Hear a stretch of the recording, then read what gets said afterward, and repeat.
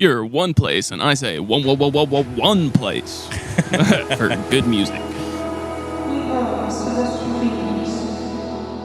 You're not alone. There is hope.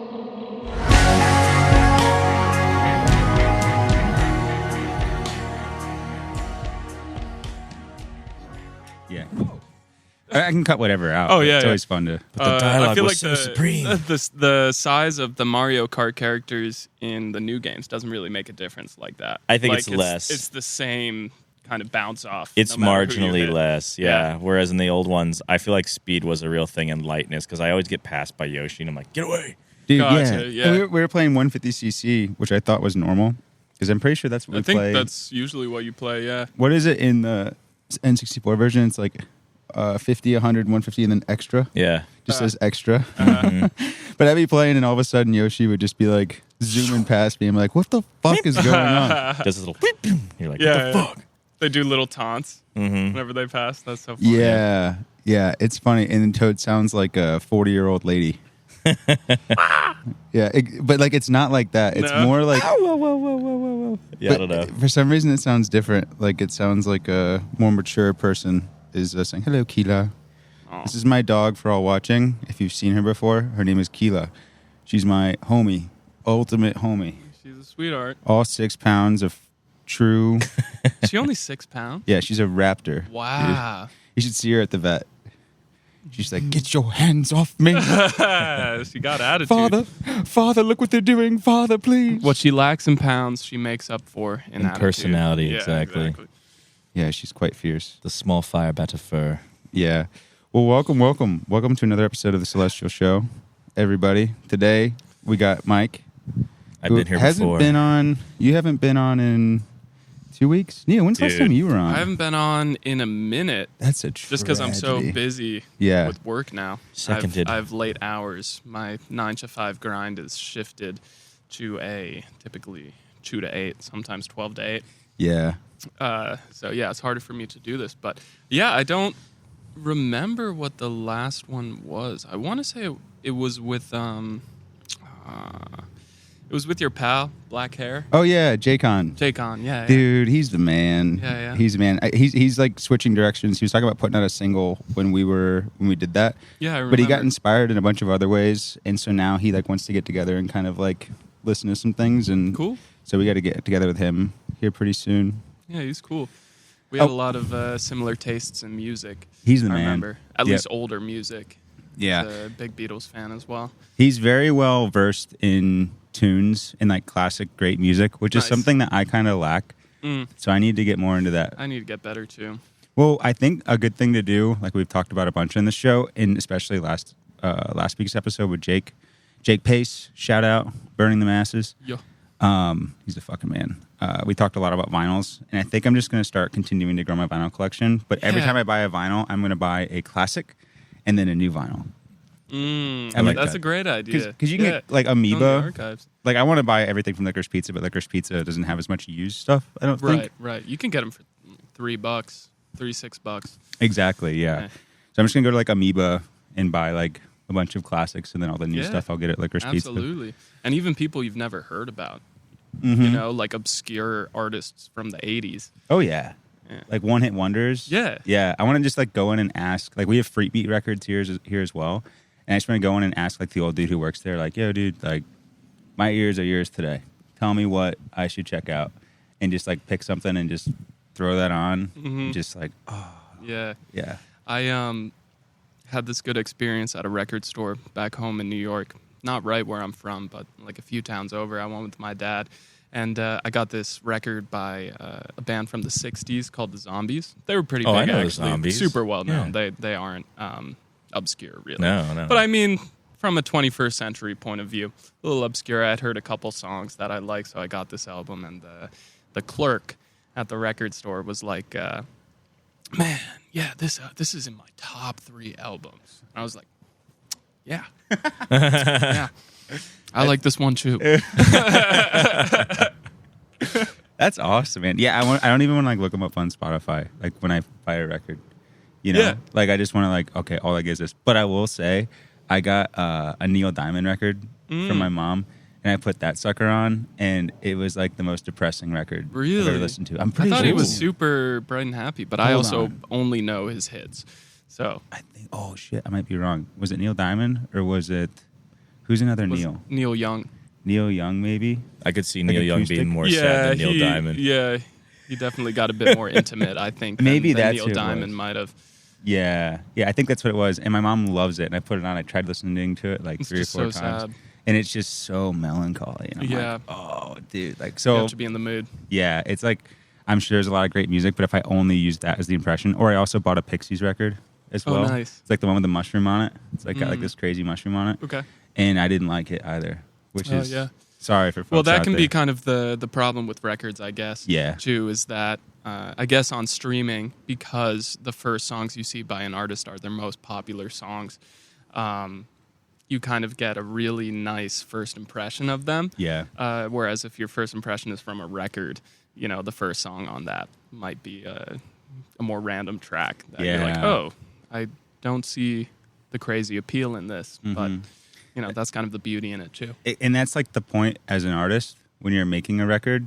You have to. I always like looking at it from the perspective of as if someone was just picking it up randomly and didn't have like streaming to show you like, oh, listen to this top song because it's the most popular. Because you never know why that song's the most popular. Yeah.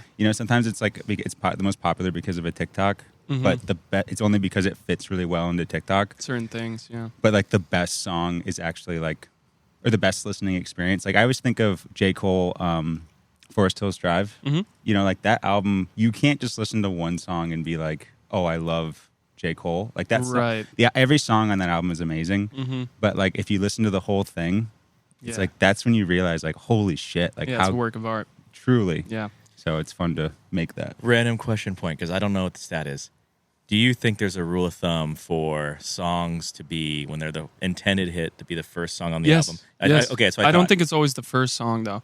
I think it depends. And I was actually just thinking about that, too. And I wonder if that is something that has changed I over think the it's years, gotten where less they so. place. Well, now it's like purely a singles kind of market. I think Yeah. now probably it's more almost directly at Chaotic. the front of an album. Oh, okay. Where they would place a single Okay. for artists that put out an album. If I had to guess, I'm kind of just I don't know. theorizing here. It seems like it's But- less than it used to be. I don't But know. I know certain albums, I think it typically has always been towards the beginning of the album, maybe the 2 or 3 slot. Yeah. Yes. But that's definitely things that are thought about. Song mean- number 12, they're like, wait, why is But this a sometimes hit? that happens. Sometimes it does happen that way. Yeah. The way I like to think about it is you have like a good intro thing to like define it. So for us, we had like We Are Not Alone on Hope, but then it went right into Other Worlds and then Other Worlds Right. into For You. Yep. And like those were to me my 2 favorite songs when we first made it. And then in the middle, it gets more like you're rounding off like the meaning of it. So that's where we had In the Stars and Don't Change the Channel. And then it gets heavy because of excitement. Yep. So you want to throw keep in like listening. something real, which is also very hit worthy in And my almost opinion. every day. Yeah. And then right. it goes into Keep in Touch, so down low, and then you end on a deep cut is always my thought. It's like if you made it here, like this is what you get. Yeah. Like Green Day was really good at that. I remember they used to put like, they had an album, I think it was Insomniac or Nimrod. I forget which one, but the last song was Walking Contradiction. And that was like a deep cut, but it was like my favorite song. And so Yeah. I always loved like For the fans. yeah, like exactly. Like it's for the fans. The last one's for the fans. So if we think I like about our that too. new EP we're making, we start off with kind of like, again, kind of an introductory sort of song where you and I both sing a lot on it. And then it goes into Never Knew, which is like the best produced song I think we've ever made. So far, I mean, they're all going to be super well produced, but For just sure. it keeps getting better and better. So But we're Never starting Knew's- a new one now, and we'll probably say the same thing about that. Maybe, but the thing I like about Never Knew that's so cool is it's like 5 minutes. It's a long song, but doesn't feel too long. No, not at all. It feels like a movie. Like I showed Mike the other day. No, and I literally said, how long is this song? But I liked it. And he's like, Yeah. it's 4:46. I'm like, oh, wow. But it didn't. There was no intention to like write a long song. I always kind of steer away from that kind of Yeah, thing. yeah. Like, oh, I want to write a song in an odd time signature, or I want to write a short song or a long song. But it just kind of happened that way. And, Let it be. Yeah. Yeah, it's fine. Dude, it's such a beautiful A song. great How'd you- awakening is coming. Yeah. Great awakening. How'd you come up with the intro line? What do you mean? The lyrical line? There's There's no real thought process behind that. It's so natural. Like it was so Yeah. fun to play, like on guitar.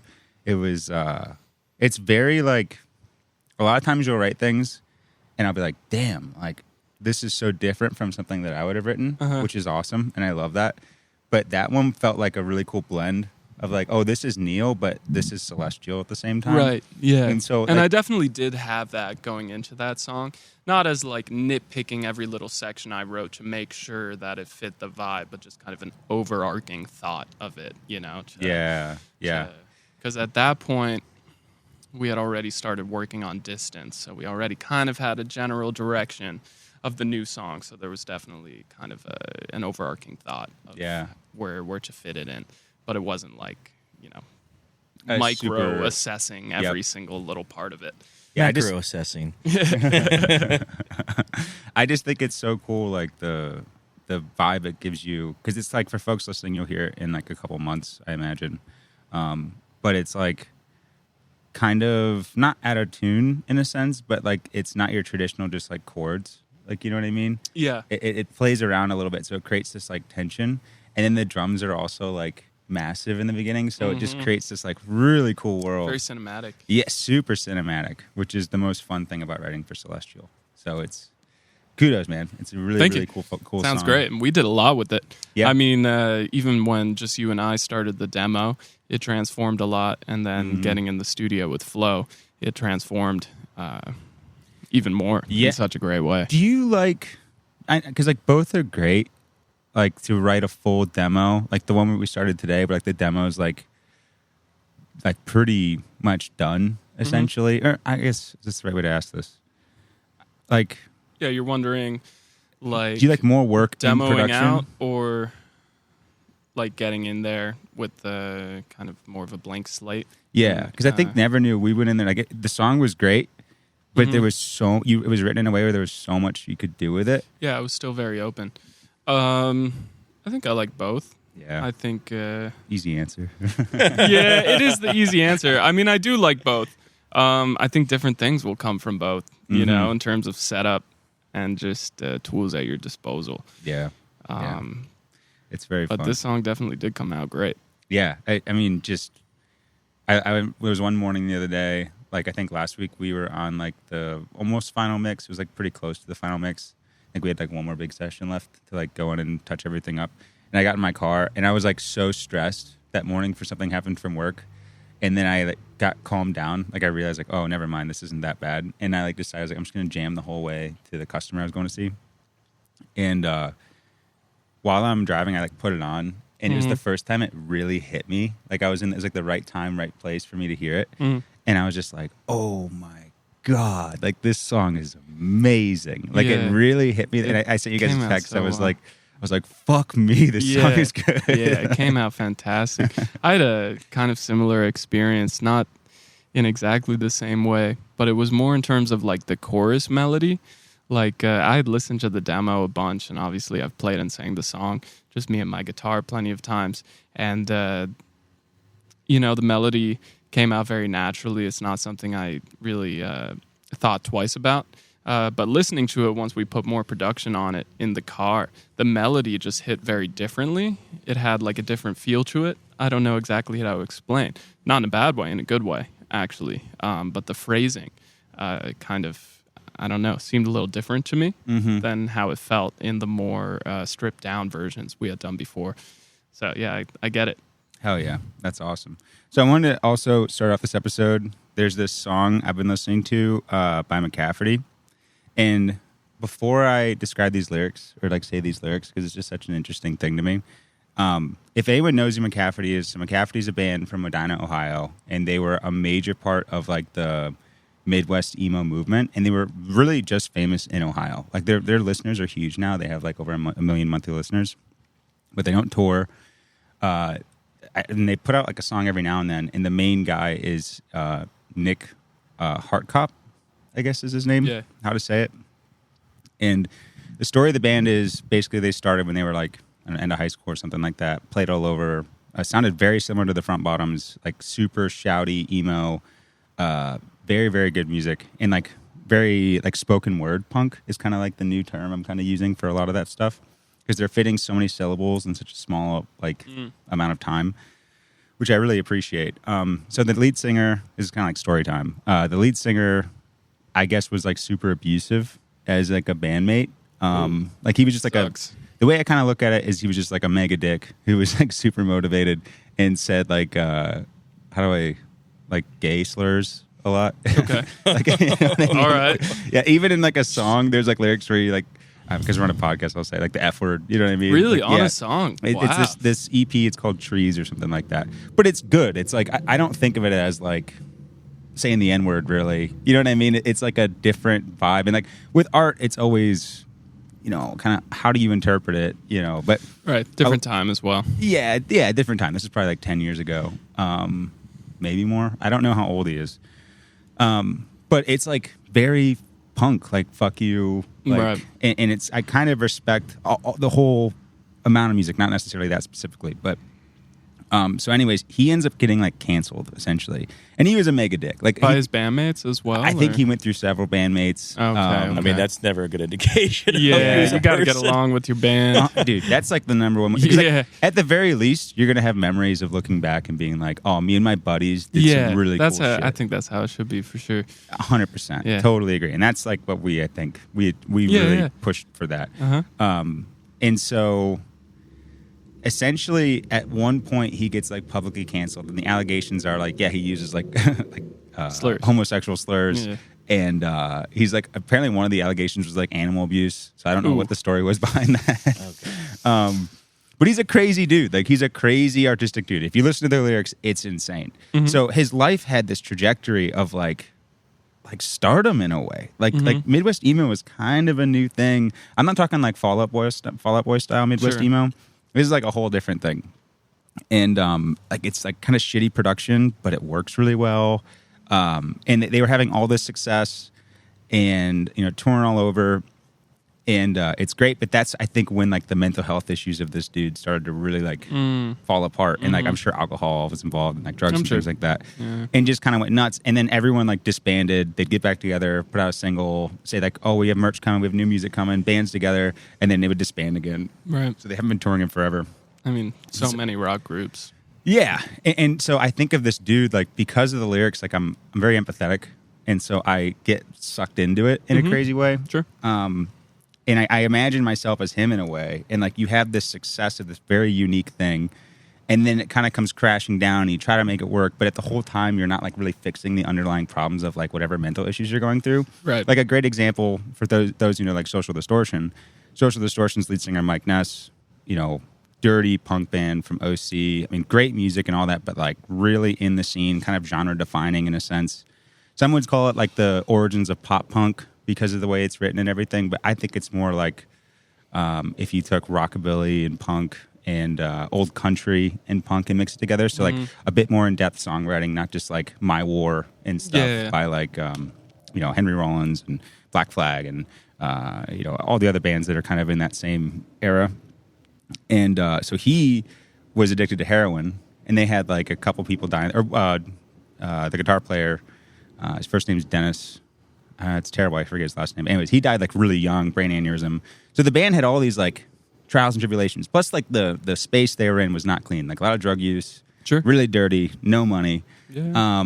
And then I guess he overdosed on heroin and woke up with two hypodermic You've needles told me that in his story, chest, in yeah. his heart, Oof. and it was like a defining moment for him, Yeah. right? And then they went on to create like some of the best records they ever made, and that's why they are where they are now. There was like a moment where he had to Yeah. fix the problem. Did he really clean up Oh, after 100%. that? Yeah. Oh, he's the man. He's Oh, the nice. man. Like Mike Ness is my ultimate hero Fuck yeah. in music. I mean, that's a really cool story. Yeah, yeah. And so when I think of McCafferty, it's like the opposite of that.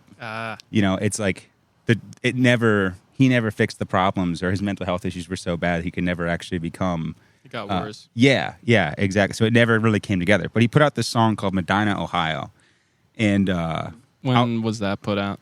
I want to say like within the last 2 years. Okay. So And recent. I'll put this as the intro and outro, but I can't put the whole song or we'll get copyrighted. So just go listen to this if you want to kind of experience this. But I want to like go through the lyrics with you guys because I find it so interesting. So it's grass is green, sky is blue. You can't change what changes you. We were all inside my room, hide our weed and hide our booze.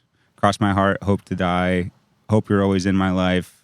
Run away, play outside. We are young, so live our lives. Now I'm old and sad. Pain I've caused makes me feel bad. I break shit when I'm mad. I need more than just this band. Music travels up my hands, through my lungs and out my mouth. Take the time to learn the chords. Use your words to cut this out. It keeps going. Before chorus. Puzzle piece fits right here. I hope that I disappear. I hope that you miss me because I miss you when you aren't near. This is just the way it goes. When you age, you break your bones. I hurt you, you hurt me. That's the way it's supposed to be. And then it's the chorus. Medina, Ohio. The ghosts, there they fly. This isn't the end. This isn't goodbye. And it just repeats that. And so think about those lyrics in the context of like all the mistakes you've made. Yeah. And you're thinking back to being a kid, like when it all started. And like when I hear like grass is green, sky is blue, you can't change what changes you. And I think Like of the that. title of the song, and I'm from 30 minutes from Medina. Sure. And so I think of this dude like my age when he was at this and what I was interested in. Like I've never connected to a song more than that. And like looking back at the mistakes he's made and like the pain and everything, like, and the way it's written too, it's very, very interesting. He has like a chorus effect on his voice too, so it's kind of wobbly. Cool. Like it's so unique, and I think it's one of the best examples of songwriting that isn't in any ways meant for like a pop culture thing. It's just a beautiful expression of like, this is who I am. And what's funny is, to keep ranting about this, if you see him now on social media, like he's like a kind of like a shell, it feels like, of the dude who wrote that song, even though he wrote that song. So he's like, hey guys, we were at Disneyland today and my wife and I are renewing our vows and it's great. And I just want to let everyone know, like, I've been really working on my mental health problems. I've been diagnosed with this and this. Oh, and also, like, I have really bad carpal tunnel because the way we played McCafferty is we do a lot of downstrumming, and so I have arthritis and carpal tunnel in my hands. And I'm just like, who is this guy? Yeah, very interesting. Oh boy. You know, because if It you look almost at sounds like a bounce back maybe to kind of the opposite extreme. And hopefully he kind of evens out between the two. Yeah, it's just so Well described. interesting. Like Yeah, it artists, like we think about this as like we're just a couple dudes, you know. We make good music and we got our issues and stuff, and you know, I think we're all pretty light on our feet for the most part. Like we know when it's time to be really artistic and to like dive in, and I think we have a good balance. But there's some people, sometimes the best artists, like, Oh, no doubt. you know, And I mean, you know, something I'm thinking about is like oftentimes, you know, and especially right now, we're very quick to dismiss people who do things that are offensive and, you know, people who act like dicks, basically. And, you know, oftentimes people who are acting like that need the most understanding. It's a cry for help. In a way, you know. It is in Probably some not way. all the time, you know. But, I'm not sure that's the best thing to do, to like automatically dismiss people who are doing things that are, you know, destructive, because you can't be necessarily destructive to the outside world without being destructive to yourself at the same time. great point. That's actually awesome that you say that. I think separating the art from the artist is like kind of a little bit of that too, because like, you know, don't meet your heroes, folks. You know, like you'll be surprised. Like I think Jake was talking about that in the last episode. He said that lightly. And I don't know if he meant because they worked with, I think the producer for Faceless or something like that, like this hardcore band. Sorry if I got that wrong, but they basically met their producer was like one of their heroes. And when they went in to record, they weren't quite ready. Like they weren't as professional, it sounded like. It turned out great, but like the experience wasn't like what they thought it was going to be. Sure. And so sometimes like, you know, people behind the art are going to be insane. Yeah. You know? Like, I mean, yeah, it comes from very unique minds. like oftentimes. Anthony Kiedis. Oh, God. You know, yeah, we talk about him. yeah. Like, it's no, crazy. No doubt about that. I think all you have to do is read his book, and you can find out. I actually like, never finished it, but yeah, you don't have to get too far into it to get the picture. yeah. So I guess, and like also in our culture, I think for a while there, it's gotten better now. But you know, people going back in history to like cancel people. You know what I mean? Like Yeah. they would pick someone out of like, someone who was racist in the 50s or something like that. But they did all this great stuff, and it's like, oh yeah, but they're evil. You shouldn't watch that. You shouldn't support that, and things like that. And it's like, well, dude, fucked up people have made amazing shit happen. Yeah. And so just enjoy the art. That's my only message. I think with all that is like, there's a huge cult group of people, I guess, who like hate McCafferty and will not support it in any way because of all his allegations. But for me, I don't know. I'm just going to enjoy the music and appreciate it for what it is. But I will say the reason that song hits me so hard is because I know that story. You know what I mean? Yeah. Like, so 100%. I'm not totally separating it. Like, I appreciate it for what it is, tied to all that insanity, which are those. So I just thought that was super interesting and wanted to kind of give that a little and being able to express things like that is a hell of a lot better than keeping it to yourself. Yeah. Dude, I wrote a song the other day. This is embarrassing, and I'm going to over-explain it before I say it. But one of the lyrics, I was writing it as if you were like a loser in life and you had kids and you like gave up on demanding any kind of respect for yourself. And so one of the lyrics was, I forget the first half. Is this the one you showed me? No, okay. It's a different one. It's like, be a bitch, get cucked by mom. Oh. And I write that like I'm telling a story, but what I mean by that, it's like not my mom, but like the wife and the mom, like you're talking to your kids, like let whatever happen because I'm just giving up. You know what I mean? So like you have to understand, like also when you're making art and you're writing lyrics, like sometimes I write a lot of music that's not for everybody. Like I'm not going to put it out there because it's writing exercises and you just want to get better. But you look at some old lyrics and stuff from old songs, like you find some fucked up shit. You know what I mean? No doubt. It's very farther back you go. Yeah, 100%. Okay. Well, today we're going to totally switch it the fuck up. Totally switch. Where are we going? Where are we going? Right. We're You are going the to new China. star, Mike. We're going to China. This is What? a special episode of the Celestial Show where I don't think we've really ever gotten to share, or Mike has never gotten to share, and it's one of my favorite things in the world, is Mike's experiences while living in the land of China. And some of the crazy shit that you went through and things that happened. So I guess let's start, Mike, if you don't mind. Start from the beginning. When I was first. How did you get to China? Well, exactly. And again, I'm glad we're going over this subject matter. So full disclosure, I was told this was going to be the theme literally when I sat down. So I'm like, wait, what? Like, I thought you knew. I mean, there's a lot of stuff that I hope I can remember and not forget to go through because there are a lot of funny stories and there are measurable weird interactions on so many different levels. But yes, let us start from the beginning. So. Yeah, I mean, I had no intention of even going there, first of all. It was a reactive plan to economic destruction here in the U.S., basically. I mean, that's where it started. So I guess we'll go back to when I was in college. I went to Boulder, CU Boulder. That's where I went to school. Go Buffs. Yeah, go Buffs. We get to watch them later tonight. Woo. So excited. They're still hot garbage. But anyway, honestly, again, had no plan going there, but still loved basically, we'll call it international community, cultures, interaction. Because you lived in Spain for a while. Yeah. I studied in Spain during school because I was an international business major, and obviously as part of that, you have to like learn another language and like engage yourself in another market where you might work or something. It's just it's trying to have a more global mindset when it comes to engaging in business activities with other people, markets, because especially then, like now we're trying to do like revert back to like America first and stuff. Dude, not to get into weird. politics, but back then it was big on like global economy. Yeah. No, dude, it's just macro cycles, right? Like these big cycles that happen every 40, 80 years or whatever. But yeah, like the era of the 90s and the 2000s was like, hey, make world one. The Cold War's over. We can all just be kumbaya and frickin' trade together, and we'll just be this one giant mega, global economy that'll just keep growing and becoming more prosperous, right? Earth. Yeah, exactly. Earth. And no, I mean, everyone was going to China to build stuff. Obviously, everything's made in China now. We're over-reliant on them for all this stuff we have now that we get built. But at the time, yeah, it was just like, let's engage with them. So, again, that was a secondary front for me. I wanted to learn Spanish because it was part of my family lineage. I went to Spain because it's old world and it's Europe, and that's cool. So I went there first. But, yeah, I got back from Spain. And then, like, senior year, I was like, well, I really learned Spanish pretty well. It's hammered down.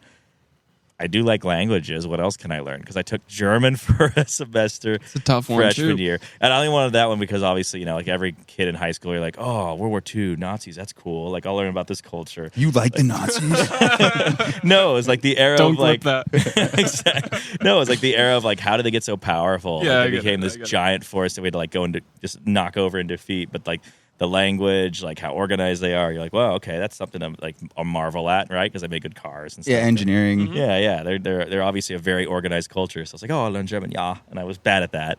Their grammar is ridiculously hard. Really? Yeah, no, they have so many different structures for like setting, whether it's a direct noun or an indirect noun. But I feel like Asian languages also it's hard have in a that. different way. So yeah, I mean, basically, Like I how went. you have to define the subject, the object in every Not sentence. really. No. Oh, okay. Grammar in Chinese is almost the same as English. Oh, okay. but Interesting. it's the pronunciation. So I'll get to that. But basically, yeah, dabbled in German, went to Spain and got Spanish down. And I was like, well, I'll try another language. What's another culture that's really influential right now? It's growing and might be helpful in business. I'm like, oh, obviously Chinese is. Yeah. So let's try this. So I took a semester in Chinese at Boulder, and again, was kind of okay at it. Wasn't that great.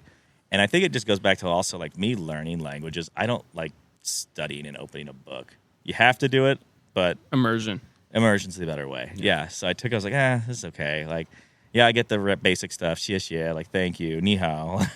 Yeah, basic words. Yeah, Yeah. And the great basic structure. I learned tones, which was important. That's going to come in helpful Tones? later. Oh, dude, tones is all Mandarin. That's what you have to have in order to speak the language. If you don't know So your the tones, tone of your voice, does that like equate to a different word? absolutely. Wow. Yeah, tones and intonation are the only way you survive a Mandarin. If you're a regular Joe trying to speak Mandarin, like ni hao, wa shi, like you're not going to get anyone to understand what the hell you're saying. Chinese are going to be like, what? Like they'll probably get it. They'll intuitively guess what you're trying to say, but it's not the proper way to say it. So anyway, we'll go into that. So I took a semester, and then the economy went into the shitter. 2008. That was a great recession. Yes, I'm a little older. But there was was alive. Yeah, you were like, I was 7. 9. Perfect. But yeah, there was just not any opportunities for jobs in the U.S. Zero. Like you couldn't go and get a regular white collar job. It was like warehouse. It was call center.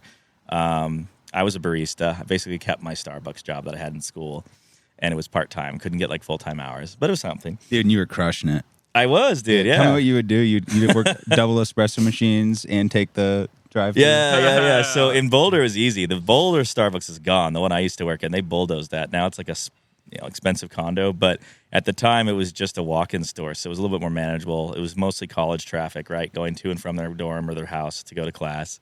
So that was a pretty laid-back, easy way to like immerse myself into the Starbucks ecosystem. But yeah, no. Then I graduated and I went back down to the suburbs by my mom. And they had drive-through Starbucks, and they were so much higher volume and so many more orders. Oof. And so that morning rush hour was a nightmare. But yeah, basically they put me on. I was the order taker for the headset, so I would talk to the person in the car from the drive-through.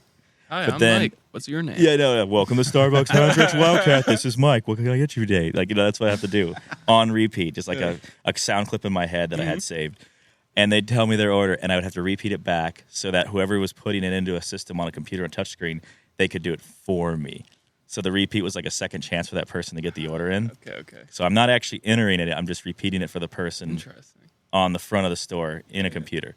But while I'm repeating that order and all those intricacies, like shots of espresso, how many pumps of syrup do you want? Do you want foam, no foam, extra hot, whatever it may be, I'm making concurrently 2 separate drinks on 2 separate espresso bars in front of me that have their own instructions that I'm reading off a cup in my brain While talking and about another taking order. Information. Yeah, so That I'm is, verbally elite multitasking. Dude, it got so. I mean, it was very difficult to start, but I got so good at it where I could do basically 3 different orders at the same time: 2 physically reading, 1 verbally repeating, and making sure that everything was smooth. I don't Dude, know I if just- I could partition my brain like that. I just want to shout out, like, anyone who's working a job like that, like, get really good at it because it will help you so much in life. Like, I had a job, worked at a restaurant called Swenson's in Akron. Shout out Swenson's. And you had to be exceptionally good at that. Sorry, I'm getting these texts. I want to make sure. Okay, cool. Someone, by the way, I'm a paranoid person. Someone messaged me, they were like, hey, man, just calling you. Love you. Peace. And I was like, fuck, man, like, did something happen? Like, so anyways, I'm sorry for being distracted for a second. But when you work at a job like that, like I think it helps you grow so much as a person, even though it seems dumb, even though you're making kind of shit money. Like it's really important to get very, very good at that. And it's one of the reasons I love you so much is because like I just imagine you like dude, graduating college, being like, fuck, I'm gonna go work at Starbucks because it's the only thing I can do. But I want to be really fucking good at this. Yeah. I didn't have a choice, and yeah, it's awesome. It's awesome. paid the Respectful. bills.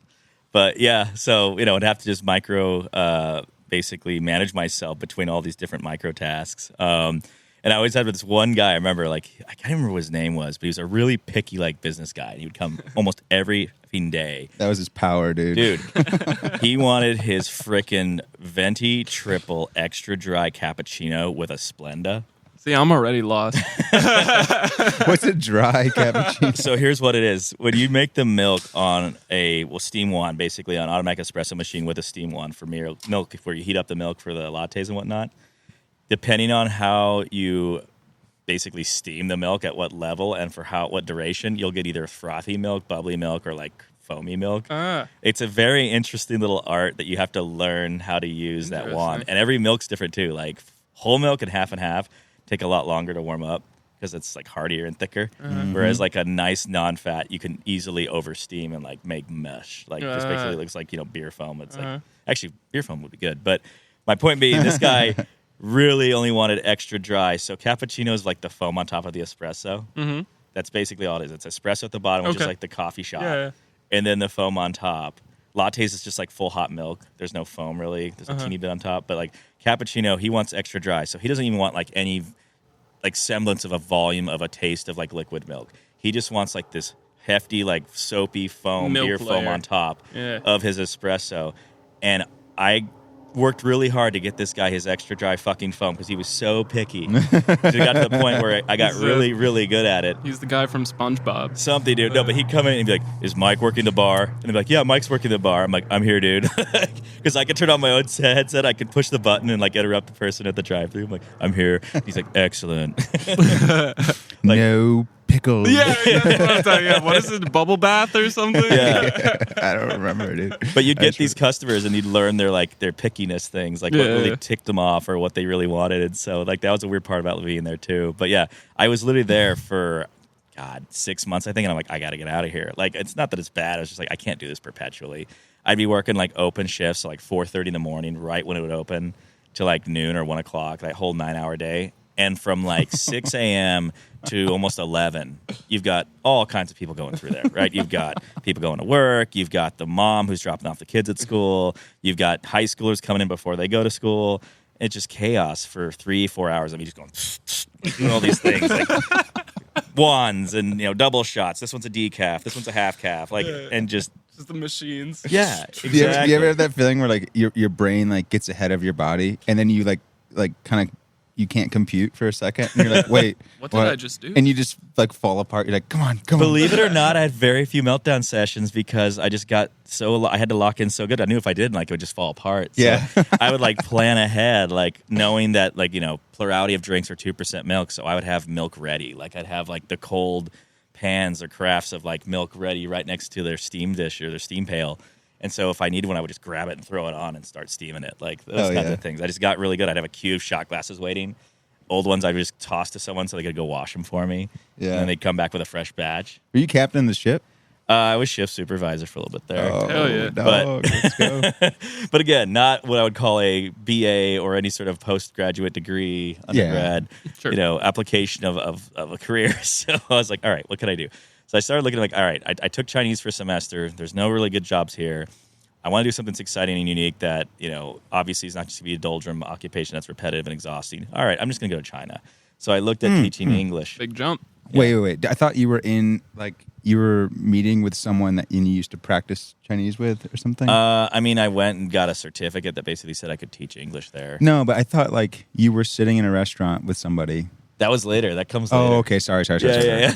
I should make sure you didn't That's skip part of the future. Yeah. The coming of future of how I got another job. But anyway, so I'm like, I just got to get over there. I'll teach English and then I'll figure it out from there, But it was just something to do and I could learn Chinese. So I'm like, I'll be able to apply Chinese for work at some point.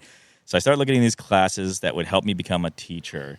And they were, kind of rudimentary, but they were important. It's like, I think, a 1 or 2 month certification process where they teach you kind of like how to structure lessons and how to like keep students engaged, like best practices for teaching, basically. I found this company out of Boulder, same area around my school. I was like, oh, this is convenient. And engaged with them and said, yeah, I want to teach in China. Like, yeah, where do you want to go? I'm like, I don't know, somewhere that's interesting but not like too rural or far-flung. They found me a school, and then that first school, actually, that was the first interesting thing I encountered, which was it's gotten harder to get visas there. Like, it was becoming more difficult. And so the first school I actually applied to and they accepted me, they had to revoke their acceptance letter because they found out I was a first-time teacher. Like, oh, we want an experienced teacher. I'm like, what? Like, I'm actually pretty good. It's fine. And I was in Chengdu, which is where the pandas live. So I was really sad about that. No, because I was like, oh, I live next to the pandas. Yeah. This will be awesome. And they have spicy food. But in hindsight, it would have been bad because Chengdu Chinese is actually like Sichuan area, like Sichuan province. And their Chinese is really hard to understand. So it had a funky accent, and it would have been helpful. So in hindsight, maybe it was okay. So yeah, second time I get applied to a school, and it's this other school in like, it's basically between Shanghai and Nanjing, which is like near Zhenjiang province. Or sorry, no, it's in Jiangsu province, but the city was called Zhenjiang. And yeah, it was like what was the name of that school? Damn, it's going to drive me crazy. Oh, Jiangkada, Jiangsu Keji Dashui, which means Jiangsu School of like Technology or Engineering, something like that.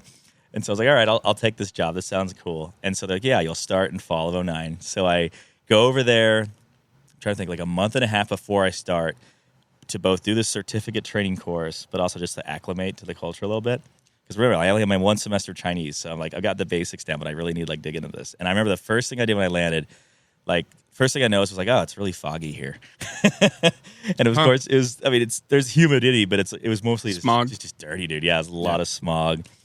And it was funny because like you come in and it's like there's fields, but then there's like random like small factories or like huts that are like like pre-industrial looking. Like they've got like brick or like masonry, but they like look like almost like 1920s, like, like early industrial, which makes sense because they're industrializing like buildings. And you're like, okay. And then you have a couple other ones that are more modern. They've got like, the steel or aluminum exterior. So they look more like a generic, cheaper warehouse in a third world country. So that's the kind of environment I see when I'm landing. I'm like, all right.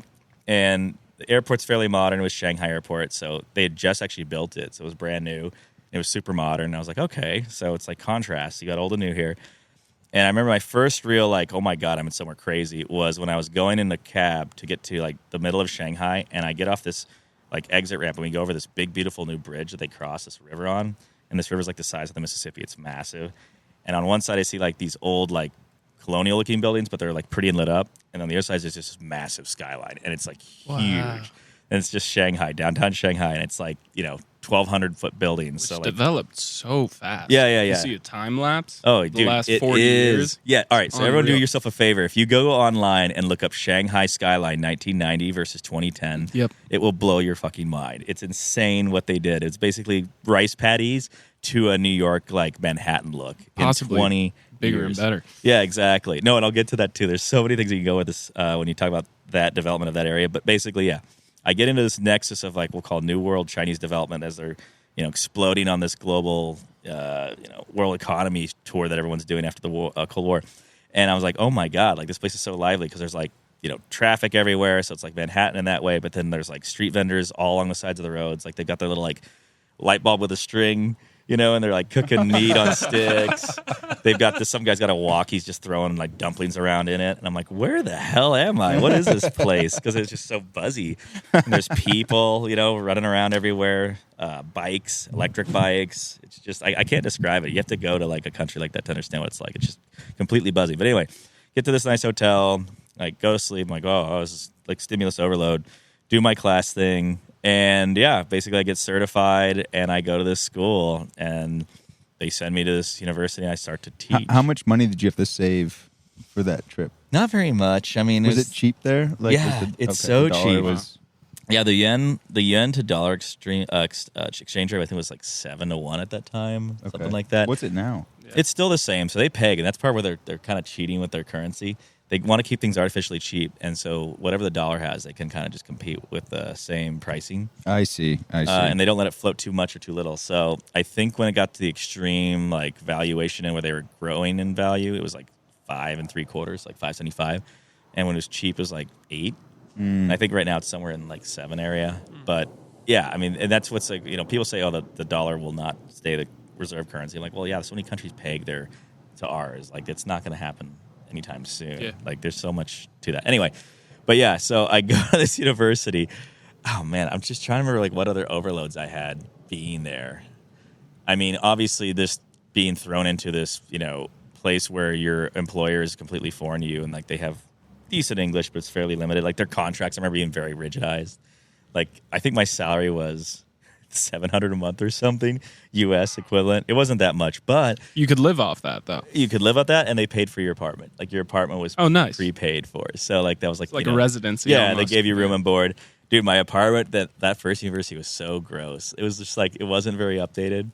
And I remember I walked in, and like there were 2 floors, and I got the upper floor because I wanted to be up higher. And then I had this other dude, I think he was from Iowa, I think. I can't remember his name, Ken, I think. He got the lower floor, and I felt bad for him because it was like darker and more like muggy. Ugh, Yeah, because it was like near the stream, and so it was kind of like, humid. yeah, I was like, think of like, I don't know, South Carolina maybe, like just, yeah, kind of a muggy But climate. did it kind of stink at all? Well, that's why I did like this one. There was like mold on some of the walls in the corners, and I was like, "Oh no, dude!" I was like, "You should have them clean that." He's like, "Oh, it's fine." I'm like, "Dude, It's mold's not fun. good for It's you." not fun. Yeah. And again, I mean, not all apartments are like this. Just this apartment happened to be, I think, because it was near the water, but mine was okay.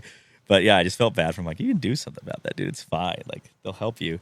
But I remember I walked in, and like one of the things I was worried about this university was like they had a big sign on the wall of like all the rules that you had to follow. It was like a sign like on the wall, like a poster. It was like rules for foreigner in Chinese apartment. It was like some generic like clause language that was broken English, but it was like, you have curfew. Let's see, no guests. What else? Damn, no guests. Yeah, no party time. No party time. I want party time sometimes. But I was like, that was that was my first indication. I'm a little worried about this place. Maybe this is kind of a too rigid of a university. But I was like, I'll give it a shot. And so, here's what's so funny.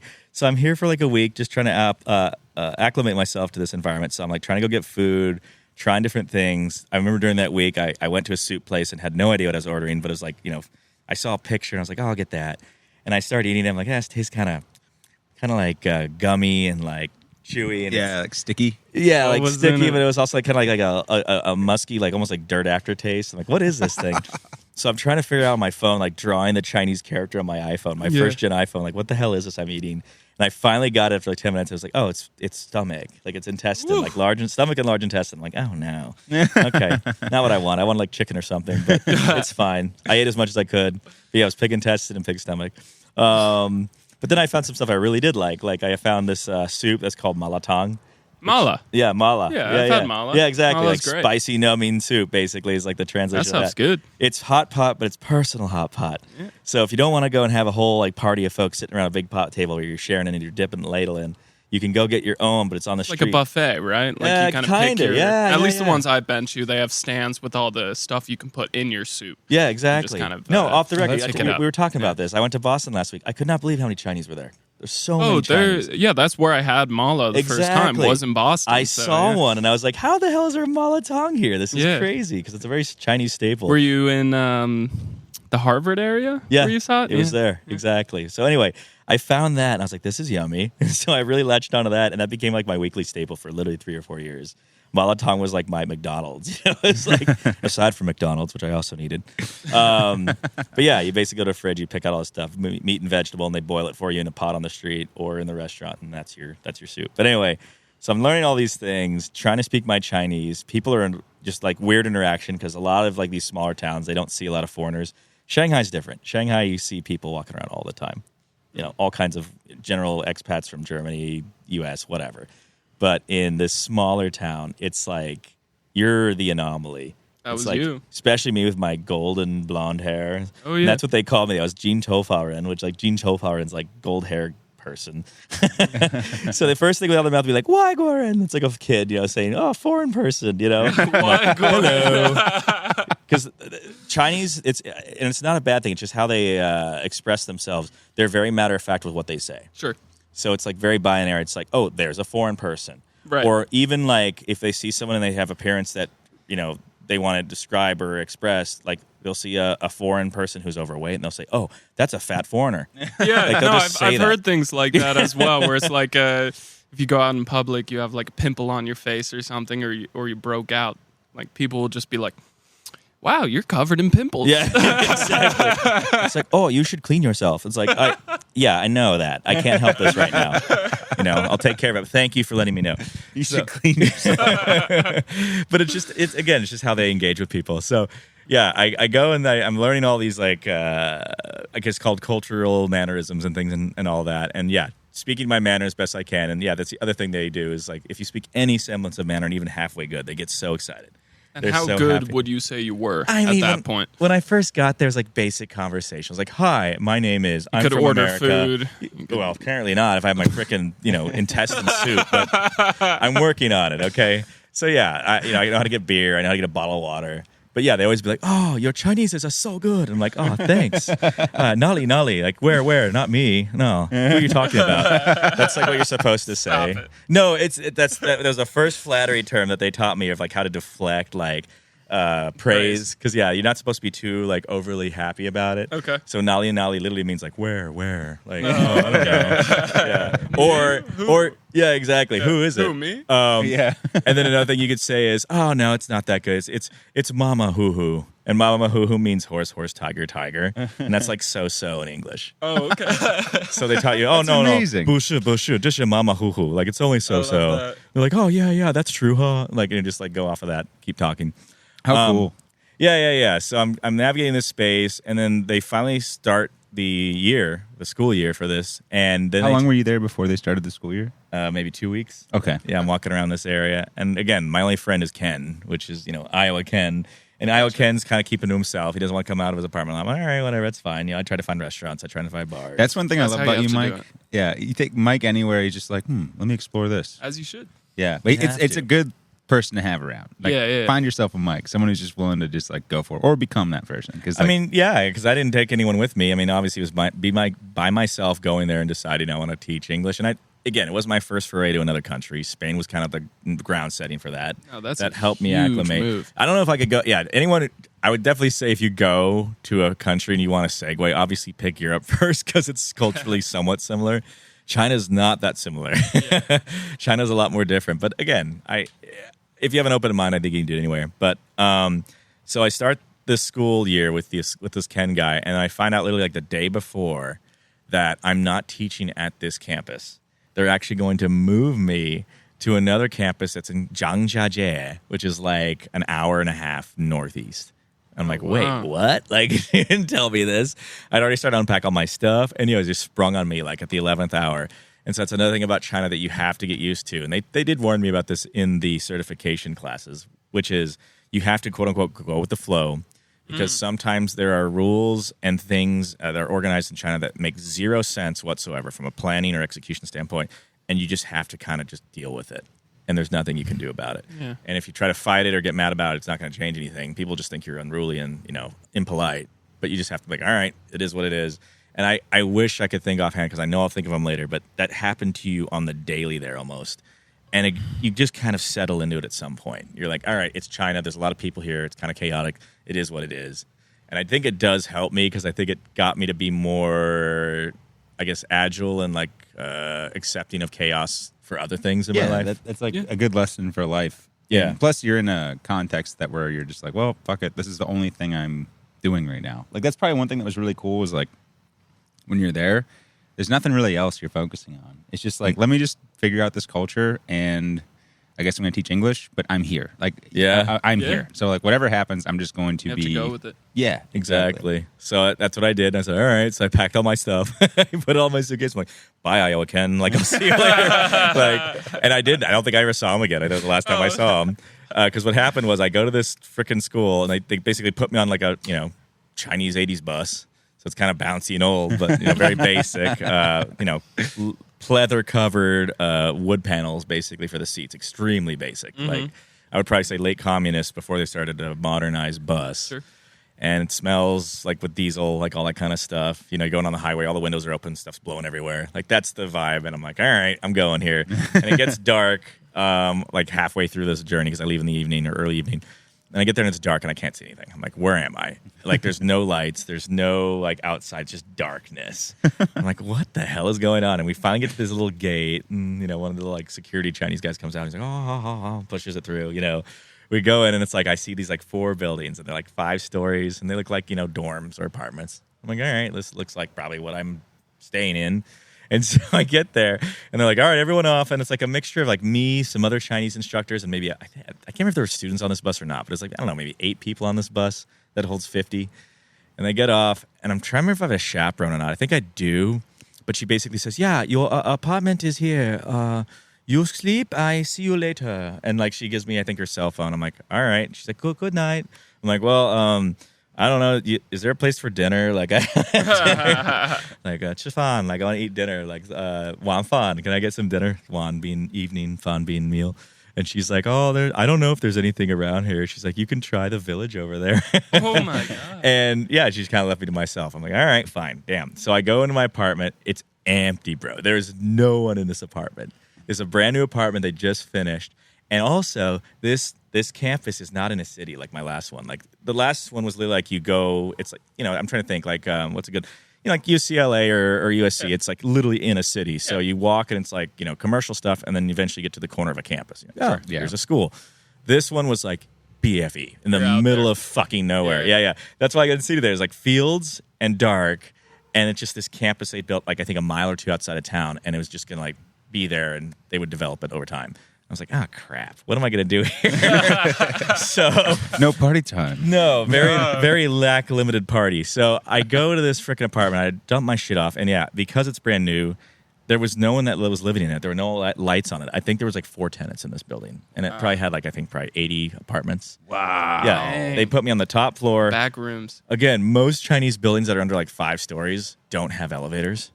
So I'm lugging all my shit up these stairs in the dark, mind you, because, again, they don't have general lighting at night either. Like, lights are automatic, or you have to find a switch and turn it on, and that switch will last for, I think, a minute before it turns off again. So you basically have a minute to get to your fucking door and hope that you can see to put 5 flights of stairs. Before it turns dark again and you can't see. I literally was lucky as hell that I had a first-gen iPhone because I could turn on a light as a flashlight. I'd just gotten it before I went there.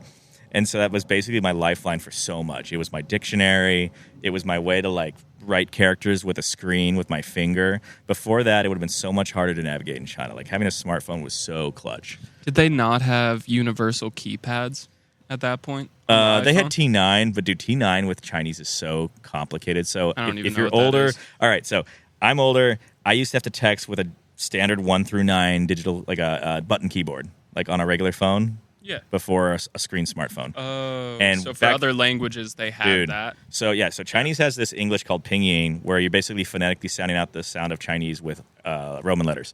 So like ni hao, pinyinized is how it sounds. It's N-I-H-A-O. That's how you spell ni hao in pinyin, which is hello. In a phone with buttons, you have to actually push those keys. So I think N is number 6. So you have to go to N, you push 6 twice to get to the N, and then you have to go to 5 and push it to G-H-I. So 3 times you push 5. So it's 6, 6, 5, 5, 5. That's N-I, ni. And then you have to push the space key, I think, which is the pound key or something. And then you have to go back and do how. Like, pretty convoluted. That's how you'd have to do it before you had an iPhone or a smartphone. And I had an old phone I had to use for Chinese carriers because my smartphone couldn't hook up to the Chinese network because they didn't have 3G yet. They had 2G. And the iPhone didn't work on 2G. So I had my iPhone that was basically bricked unless I had Wi-Fi, and I had my Chinese cell phone that I had to text with. So that was really difficult to, like, pingyinize text people. Yeah. Like my teacher, like, like a whole other language in and of itself. Exactly. And I'm like, just to ask how to get dinner, I had to take 5 minutes to put it through my T9. So like all these things I had to do. But anyway, so I put my stuff away, and I go through this dark field to get to this basically village. It's like a quarter of a mile away, and I'm going through this field, and like people are working in the dark. Like they're literally like tilling the fields in the dark. This guy's got this, you know, straw hat on. He's wearing like, you know, very basic clothes. And he looks at me and he's like, oh. I'm like, oh, ni hao. And he's like, oh, hi. Like, because again, he's working in the dark. I'm like, that's weird. He sees me as like foreigner walking through a field. That's weird. Like, he's like, what are we doing? Mutual weirdness. Yeah. What are we doing? So I go down this, it's like a dirt path, and I get to this creek, and there's a bridge, and I go across the bridge, and I basically walk into what I would call, it's not a shanty town because that's not a nice term, but it's literally just, it's a small village. It's like kind of shoddy houses that are made out of either wood or bamboo or like metal. So some are like 40 years old, some are like newer, but they're not what I would call sustainably built for Metal decades. sheets. Yeah, it'll last for 20, 30 years maybe before it starts to get really rickety. But there's still activity there. You know, there's a restaurant, some guy's doing his rice cook, someone else is washing their laundry in their little bucket. I'm like, all right, there's stuff to do here. Cool. So I find this random restaurant and I'm just like, chow mi fan, like fried rice, please. Like he's like, okay. He's like, you want meat? I'm like, chicken. You know, like just and I paid like 6 yuan for it. Anyone speak English? No. No. In Shanghai, you can get people to speak English at the time if they were like 30-ish or under, because that's when China really started to push English into their schools. It was like the mid 80s when they started to open up. So yeah, anyone younger in China, you'll have a pretty good shot at them knowing English, and it depends on how much they studied, whether or not they're good at it. Anyone over that at that time, forget it. They're not gonna. They might know, oh hello, like that. That's it. They're not gonna know anything. And so yeah, all these people that I would have to speak to in most day to day, especially in that part of China, was like Chinese or nothing. Like you're not gonna get what you need if you don't freaking learn some Mandarin. So that's awesome. That's in what. A way. That's yeah, awesome. no, it forces you to sink or Great swim. learning. So I was trying to swim poorly, get my cheap, fried rice, go back to home, my apartment, and go to bed. So begins my Did you have like a TV or anything? So yeah, like they again, this is 2009 or 2009. So they were trying like really push. They were modernizing a lot of places, and so especially for foreigners in those apartments, if they were new, especially like they want to give you new electronics. So it'd be like the cheapest Chinese TV that you could get, like a flat panel, very basic, but they're pumping those out like hotcakes because they have all these. And you had like factories a computer you could plug into it or something. I mean, I had my Dell. Yeah, I had a Dell laptop that I was using at that time, so I just plugged that into it. And I think. Wi-Fi. Wi-Fi, very shoddy. Okay. But they had it. Yeah, those are. I think I'm trying to remember those days, like Wi-Fi here, in those times. I mean, Wi-Fi came out like 06. That's when it kind of became mainstream. Like, did homes have it? I'm trying to remember, like, because now every house you just have Wi-Fi. I mean, in my automatic. house, yeah. By the late zeros, we had Wi-Fi. I think we had Wi-Fi in the mid 2010s. Because I remember when I was in Spain, we didn't have Wi-Fi. I still had to hook up to an Ethernet cable. yeah, And that was yeah. 05, 06. Yep. And I think Wi-Fi was just coming out, but it was like very rudimentary and like hadn't gotten really perfected yet. So anyway, I have some limited access to the modern world. But yeah, I'm like, all right. I mean, I'm in this weird like suburban rural campus, and so I did as best as I could. So morning, you wake up, I put on my button up, look kind of like I'm like a teacher. Go to this like giant cafeteria that's just like this assembly line of rice porridge, bun, like breakfast bun. It's called a bao. It's like a, how do I describe it? It's like basically a ball of dough. In the middle of the ball of dough, they've got like a little sauce of whatever kind. So it could be maybe nice. like a date sauce, or it could be like onion chives, like it's just a little filling in the middle, but it's basically just carb. Like that was your breakfast. Sometimes you would get eggs, depended. Sometimes they didn't have, but it would be hard-boiled egg. That's it. You get 1,000-year egg. That's an egg that's like dipped in this vinegar for like I don't know how long, a month. So it's like very saturated with vinegar. Yeah. Full 1,000 years. Exactly. So, and if you were hungry, I mean, general snacks you get off like a shelf, like in any store, you get like Chinese Pringles. That was my favorite go-to. Oh, nice. Like regular snacks, though, Chinese like eat peanuts. Peanuts are everywhere. Peanuts with like pepper. Peanuts with like a powder flavoring. I mean, chicken feet are a big thing. Yeah, People chicken feet are good. love their chicken feet. Chicken feet are yummy. I never got into the chicken feet. I just couldn't do it. It never became a haven't tried staple it. for me. It's fine. It's cartilagey. It's chewy. Like it doesn't really have much flavor. So yeah, I mean, and that's what's sad. I mean, even though I was trying to adapt to the Chinese culture, food-wise, at least for snacks, I could never get a full Chinese snack. I really leached off of like westernized to Chinese stuff. Gotcha. Yeah, the Pringles. I lived off Pringles. And in college, you're on like the keto diet, so Yeah, exactly. yeah, you're just eating like whatever pizza. What do they call it? $5 Oh pizza. no! I would again, same thing. I would go to like big box stores. When I would go to the big box store, like in China, I don't remember what they're called. Darenfa, I think, was one. They had what's the one from Europe? Oh, it's the one in Britain. What do you mean by big box store? Like a giant mega store, you can buy everything, like Like a Costco. Aldi, Yeah, okay. like Gotcha. a Baldi or whatever. So yeah, there were those around. Oh, Carrefour. I'd go to Carrefour, and you get like frozen pizzas, and I would like stock up on those, and they were expensive there. Like, Oh, yeah. like here they're what $2, $3 for a smaller cheap pizza. I think they were like $6. But I was like, gimme! Like I need this right now, so I can put my cheapo microwave and have Western food. Yeah, it's not a good diet. Chinese street food, a lot of rice. But I'm like, God, how long can I do this here? Because there's no one to talk to. Like I'm alone in this building. And my students are nice enough, but I see them like 3 hours a day, and they're younger than me, and they live on a completely other side of the campus. Not your friends. Yeah, exactly. And imagine your teacher being like, "Yo, you want to be homies?" But that's the thing. Like all the Chinese professors were kind of like reserved, and they weren't super open. And it was like I was the only foreign teacher at this school. I was like, okay. So I was there for basically a semester, but like I had a full intention of like I can't stay another semester. I'll go crazy. Like this is not going to work for me because there's nothing to do here. I have to at least engage in like the city or something, or have like a network of people I can meet. And so I actually started to talk to my place person in the U.S. and said, find me another university. I can't do this. Like, there's just not enough to go to here. I've got my water village through the field at night, and if I run like 30 minutes this way, 2.5 miles, I can get to the edge of the city. And there was stuff there, but like there was no taxis, so I'd either have to get a bike or a motor scooter to go there to and from. And I was like, this is just too inconvenient for me. So yeah, they were nice. Did you ever take a scooter or anything? Did you ever? I did. I would always like borrow a friend's. Like I had Chinese who had scooter, and they let me borrow their scooter. I never bought one because honestly, part of being in China, if you're a foreigner and you're driving a car, you have a lot more liability. Like they don't. You're technically not even supposed to get a license, and if you hit somebody as a foreigner, it could be a big deal. Like they could either try to extort you, or it could just be a problem with like local populace. Like I didn't want that liability. I actually had an Indian friend who rode around on a scooter all the time, but I would usually ride on the back of his scooter. But that's cute. Well, honestly, there's other cities where you have like subways, and taxis usually are everywhere as long as you're in a city. Like you can weigh the taxi down every 10 seconds. They were always there. They were a dime a dozen. It's just where I was a field. It was a rural area. There was nothing there. So crazy. Yeah, so I did that for like 3 months or whatever that semester was, and I was like, I'm getting out of here. And I basically had to nicely say I had to tend to a family emergency or a family matter at home.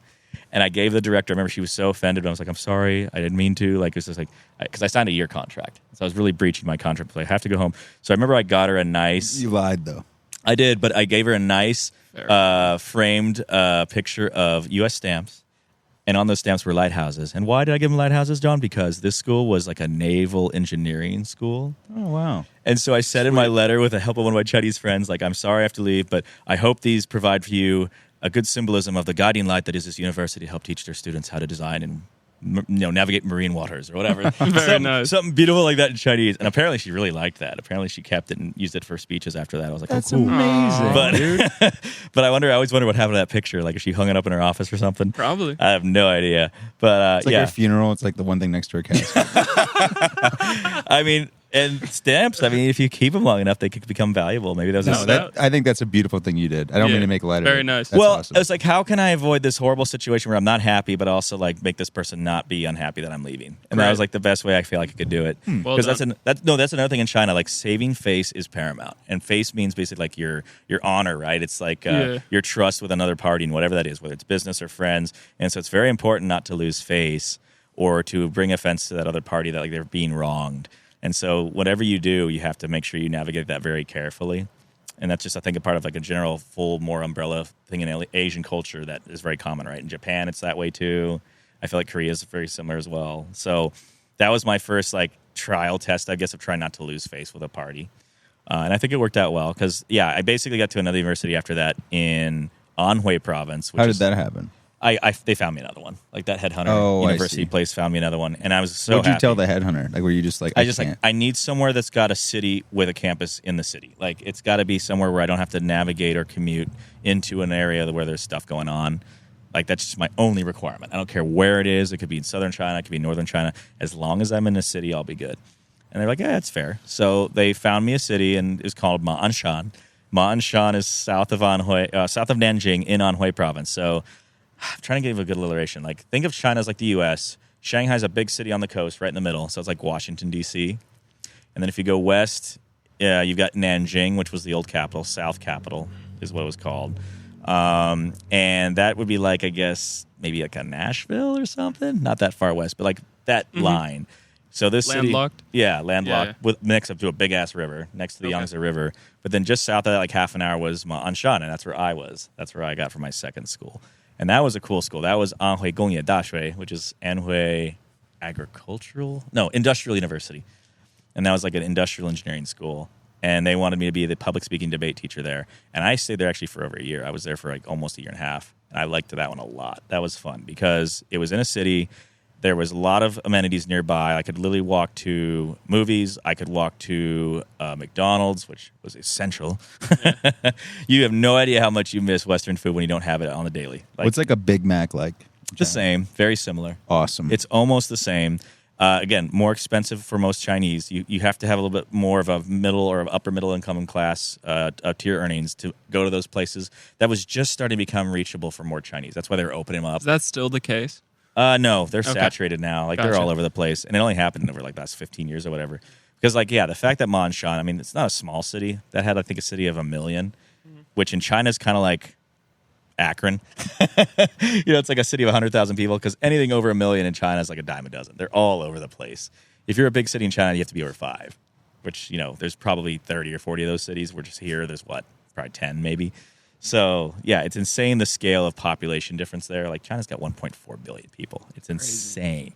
Yeah, 4 times what we have. But anyway, so I'm in this small city, and they're just getting McDonald's. I think that most people told me that McDonald's and the Pizza Hut and the KFCs all opened up within the last year and a half before I got there. I'm like, all right, cool. We're getting there somewhere. We're starting to, get more global here. So, yeah, had those amenities. There was a nice big park I could run at. I started to run again, but the air was so bad that I couldn't run almost every day because I really had a cough. That's the other thing about China back then. You always had a perpetual cough. Always. It was just bad air. There was too much. I have a story. You had a story of like when you were walking out of the building you lived in and some guy was cleaning out the septic. Yep, that was that building. That was in that town. That was in the small town or this new one? This new one. So again, that's the thing with China. It's so weird. There's uneven development when it comes to infrastructure and what they put in. So that apartment was probably less than 10 years old. So it was fairly new. And that was a nice apartment. I really lucked out with that apartment. I had a 3-bedroom, guys. Whoa. I was balling in this little town. Yeah. I was on the second floor. I had my own washer and not dryer. I had to hang it, but like a little new washer, 2 TVs. I had one in my bedroom and one in my living room, which was like, what the heck? This is nice. A little gas stove, but it was a can. Like, you had to refill, basically a barbecue grill. You had to get it refilled all once in a while. And I almost never cooked, so I never ran out. I always just go to the street or go find a restaurant. What was how was the food on your guts? Like, dude, were again, fine? So China has things that are always constant. You always have a constant cough that just lingers, like just happens every, 10 minutes. And you are guaranteed to get diarrhea at least once a week. And it's not bad diarrhea. It's not like explosive. But it's just like, you're like, all right, here we go again. Yeah, exactly. Yeah. It's a little gross and muddy, and you're like, eh. And God forbid you have that outside of your apartment. Because if you go to any toilet in China, they do not have toilet paper. It's not available. You are expected to bring your own. No, I think that's very common in a lot of countries. Yeah. Like, you go to Cuba. I had a friend who went to Cuba. And he said you just brought toilet paper everywhere you went. You bring it's basically like Kleenex, like a plastic pouch of Kleenex. You basically have to keep those on your person at all times, otherwise you could get screwed. I never did. I would always try to time my sessions for home. I'm sure it went wrong a couple times. Oh, I was, and that's where you just beg for something, like, or I'll pay, or you just run to a 7-Eleven and grab some. But they had 7-Eleven there. Yeah, they do. Oh, yeah, nice. 7-Eleven was fairly common. Otherwise, what was the other 7-Eleven's like cockroaches. Like, if there's like nuclear war, Subway they will too. survive. Yeah. Subway's there. Yeah, like the biggest like Western entrenchment was probably 7-Eleven, Subway, KFC, McDonald's. Those 4. Interesting.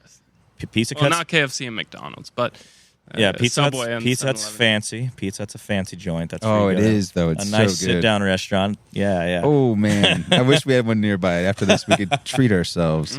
Exactly. Nice stuffed crust pizza. Ugh, Yeah. sounds good. But I found my network there. I found like a little, actually a Uyghur, like a Chinese Muslim place I would go for food. They made really good like beef and potato dishes, so I got really good at that. It was called a tudou xiao nuro. So tudou is potato, xiao is bird, nuro beef. So I'd always ask that when I go there. I found my bar. There was a Western bar that this guy owned. His name was Mike in English, but his Chinese name I can't remember right now. But basically just called him China Mike, like Chinese Mike. I'm American There were Mike. 2 of them. And okay. Yeah. And he had a bar called Niu Zai Jiu Bar, which means cowboy bar. And so he had like cowboy pictures, like old weird cowboy pictures from like movies. It's funny. But then that was the only thing that was cowboy aesthetic. It was just random in the bar cowboy pictures. Underneath that, it was like wallpaper brick. So it was like brick texture that was just wallpaper that he stuck on the wall. And it always played like 90s hip hop, 80s new wave, and So like funny. modern hits. Yeah, it Doesn't was sound like they quite got the vibe. and they right. just blast it. Dude, They just blast it. imagine you're walking on the street in China, like Mike's describing, and you just hear like "Just Like Heaven" by The Cure. Yeah. You're playing. You're like, wait, You just what? gravitate No, towards they it. Yeah. love Western music. I mean, that's all over the place. Like they have killed ad nauseum. My Heart Will Go On. That's like one of their favorite songs of Wow. all time from Western culture. Don't they also love Country Roads, baby. Country Road? Dude, Really? oh, I Take didn't Me know that. Home. they will Really? break out an anthem in any bar, any KTV, That's any restaurant. awesome. If frickin' John Denver Country Road comes on, they all know the words. That's That's so awesome. funny. It's so funny, dude. Yeah, and the like broken, accent, like "Take me home, country road, to the play." Like they just go into it, but they love it. That's a beautiful thing. Yeah, I yeah, love yeah, that. It's funny. So I'd go there. I got really, really good at pool going to this bar because they had Nice. 2 pool tables there, and I got really good because Chinese are really good. They call it snooker because it's like there's 2 types. There's the Yeah. snooker one, the British one, and then general pool. But you can find general pool. And so I'd play with all these guys. And of course, same thing in China. I was like, I've got a bar that people like me at, and they want me there because I'm like a good ambassador, like a Western guy. There's Sure. not many foreigners in this town. Yeah. I'm still one of like 5. It's like me, a random Hungarian guy that works and lives there. The other British girl who lived with me in this campus, she was a teacher as well. And then another dude from Alabama. Basically, like we were the foreign crew. And so, like, he always could find us at this bar. But because We're I'd go talking there- like 5 nights a week, or I would go there a lot. Yeah. It was something to do, dude. Like, it was like, I can't run and I'm coughing all the time. I try to get healthy. It was like, China's not a place to be healthy. you ever smoke cigs? Oh, dude, yeah. That was commonplace as well. I never bought my Word. own, but people constantly would offer you cigarettes. Like, they're like, oh, you want to smoke? You want to smoke? Were you smoking inside? Everywhere, bro. Okay. Yeah, there's no limits on cigarettes in China. You can smoke wherever the hell you want. Dude, Mike, I wish I could see you. That's the Even cool- still smoking inside? I mean, they have rules, but no one Yeah, follows them. okay, gotcha. Yeah, no, it's just the only place I think they really do come down is airports. They figured it out at airports because Sure. it's kind of like their federal area, like it's Yeah, like yeah. a government building. But like, yeah, train stations, people smoke still, as far as I know. I mean, back then it was like wherever. Cab guy's smoking, he's driving a cab. I was like, you can you open the window? He's like, oh, yeah. Just like you're baking this car with smoke. Oh God, yeah. windows Tough. closed, smoking a car is Every brutal. yeah, and all my clothes smelled like cigarettes, like all the time. I'd wash them and then I would get rid of it, and they'd come right back whenever I go. I mean, this bar, I lived at this bar, so yeah, I'm Yeah. gonna reek of cigarettes all the time. So you were teaching then? Yeah, so the bar was like a 5-minute cab ride. The university was on-prem basically. So yeah, I was at this city university. But it's funny, they made me teach at this suburban campus, so I'd have to get on a bus and ride 15 minutes each way every day to go to the suburban campus, which is fine. That's not not bad. bad. No. Yeah, I didn't mind it. Super nice neat. kids. Public speaking and debate. I basically on the fly invented my own like lessons. I remember one was like my lesson was teach basically infomercial verbs and nouns and keywords and make these kids do like a regular infomercial on TV show in the U.S.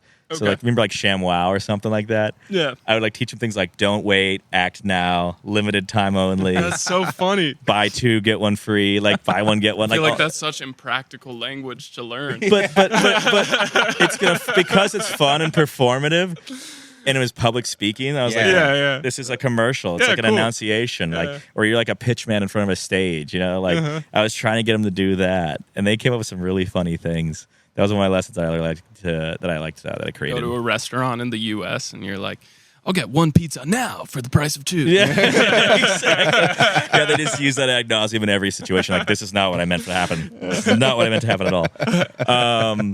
But let's see, what else? I mean, that was my daily for over a year, basically. And I loved working with those kids. They really liked me. My second semester, oh my God, my class sizes had doubled because they thought I was a fun teacher. So I had like 20-some kids in my first semester classes average. And then the second semester was over 50. Like, they were just packed. Wow, nice. Yeah. But it was a fun experience. But Did any of those kids ever reach out to you now? Have you ever? so yeah, actually, dude, it was so funny. I had 2. One of them, I'm trying to remember how he found me. One of them found me on Facebook. I'm still friends with him on Facebook. I have a video of him in one of my classes where I was trying to teach him to be confident about speaking in front of people. Because it is scary to speak in front of people in your own language, let alone another language you don't fucking know. Yeah, and you're the Like- fucking man for that. Like you have a great, like Mike. I can't tell you how many times like where I've been nervous for something, and this sounds silly, but like I'll like think of you, and I'm just like, Mike would fucking crush this. Like, why would I be nervous about this? Like, just like whatever. Like, this is how I have to. It's like having a teacher like you, I think would be like really a blessing. Yeah, thanks. I mean, I want to hope that I had a good impact on a lot of those kids and their mentalities and how they do things in life. And he seems like he's doing well. I think he became an engineer for like water treatment, which is funny. Nice. Yeah. That's awesome. In the city south of Shanghai. Because, he reached out to me. He's like, I just want to know, I was your student one time. I was like, how the hell did you find me? But he ended up finding me. I remembered him. I remembered him because of that video. Because I remember being like, yeah, you are confident. You can do this. I believe in you. Don't be afraid. Just screaming out loud, I'm confident. And he looks at me, he's like, I'm confident. Like, I have this on video. That's it's awesome. so funny. Because I just wanted him to like not give a fuck. Just, do whatever you want to do and belt out the words in front of everyone. That's beautiful, man. And it was cool because like some would have really good accents, some would have not so good accents, and I'd have to really train them on like, how to purse their lips or how to let their tongue go somewhere. Like, you have to. It's stuff we don't think about, really. No, we don't. It's natural, and everyone like, dude, Chinese cannot do two L's. The 2L is too hard for them. That's just impossible. 2L? Yeah. So like if you see What like do you mean? hill or pill like that. Is that much different from one L though? Yeah. Like it's like any L, but like like this anything where you have to really like exaggerate. Yeah. Like here, like they can't do it, and it's just you have to really imbue them the ability to do that. What else is hard for them? I'm trying to remember. It's like me rolling my R's. Yeah, it's like Spanish R's. Exactly. But yeah, you try to help them work through it. And like a lot of them would confide in you and tell them things like, like, it's weird. I had one girl tell me she thinks she was like, a lesbian, which is very no in China. She's like, I think I'm attracted to girls. I'm like, oh, it's fine. I mean, it doesn't hurt anyone, I don't think. So go for it. But it's like things that they couldn't talk about, they could talk about because I'm Western, so I'm more open. That's so cool. I love that. Yeah. Again, they always want to hang out with you. It was like, no, I'm a teacher. I can't do that. Like, you have to be still this guy above, like distance. Yeah, exactly. Keep a distance. Come to the cowboy bar. No, that's what I'm saying. Like, some would want to, like, they found out I was there and they tried to find me. Like, no. Like, I don't go there very often. Mike smoking a cig, playing pool. I would, dude. Slamming beers. I'd have to do exactly cheap Chinese beer. Like, you get a Chinese beer. I'm trying to remember how much they were. They were a couple kwai. I think it was like 40 cents a beer. Kwai? Yeah, like that's what they call a yuan, like 1 yuan RMB. There's yuan, RMB, or kwai are all the same thing. Okay. A single unit of measure for Chinese money. Gotcha. And as I said, it was like 7 yuan per dollar. So a beer, I think, would be like 2 kwai, 3 kwai. So it's like, I could buy 10 beers for $4. It's like, okay. Was it like a 12 ounce like this? You get a can, or were they So they had draft? 2 types. Yeah, it was funny. Then sometimes the bigger ones were a little more expensive, but 12 ounce, 330 milliliters, or whatever, that was standard, regular bottle. And then you have bomber bottles. They're like 22 ounces. That's one thing that I love about like Asian beers is you get the bomber. Yeah. Like it's like like Sapporo, you always get like the 23 yeah. ounce Like a double. Yep, I know what you're saying. Yeah, it's just like you get that thing. You're like, this is what I wanted. Did you know the Obviously. top? I think out of the top 10 beer companies, China has like half of them, or 2/3 of them. What are some popular So Chinese everyone beers? knows Qingdao. Qingdao is like the tried and true, right? That's a big one. My favorite was Harbin. Harbin beer. Harbin is a big city up north, like way near like Siberia, pretty much. So it's like this nice icy beer, very smooth. I don't know how to describe it other than that. But all beer is like cheap and like light in China. It's like easy drinking beer. Yeah. Anywhere from like 3% to 4.5% was the standard. Okay. Yeah, I'm pretty sure IPAs here are like a psyop. Exactly. 12%. Before I left, Chinese started getting microbrews. But yeah, 90% of their beer was all the same. It was like these mega corporations of beer, just massive, because they have so many people. So they're, of course, going to have a lot of revenue. So yeah, Harbin was my favorite. Another one was Snow. Snow beer was pretty good. God, how many other ones were there? 5 or 6, I think, were the mainstream. But yeah, drank a lot of Qingdao, drank a lot of Snow, drank a lot of Harbin. But yeah, I'd go to this bar, I'd play pool, and again, never would buy cigarettes. Should I tell about the gangster? Yes, absolutely, 100%. That's like one of my favorite Get stories of into all it. time. Man. I don't think I know this one. So I'd go to this bar a lot, and I was pretty much a regular. So, of course, I had a good following. I had pretty good safety from the owner. Like, I was like, he'd take care of me. He'd give me free drinks. Yeah, before we get into this, is China, was it dangerous at all?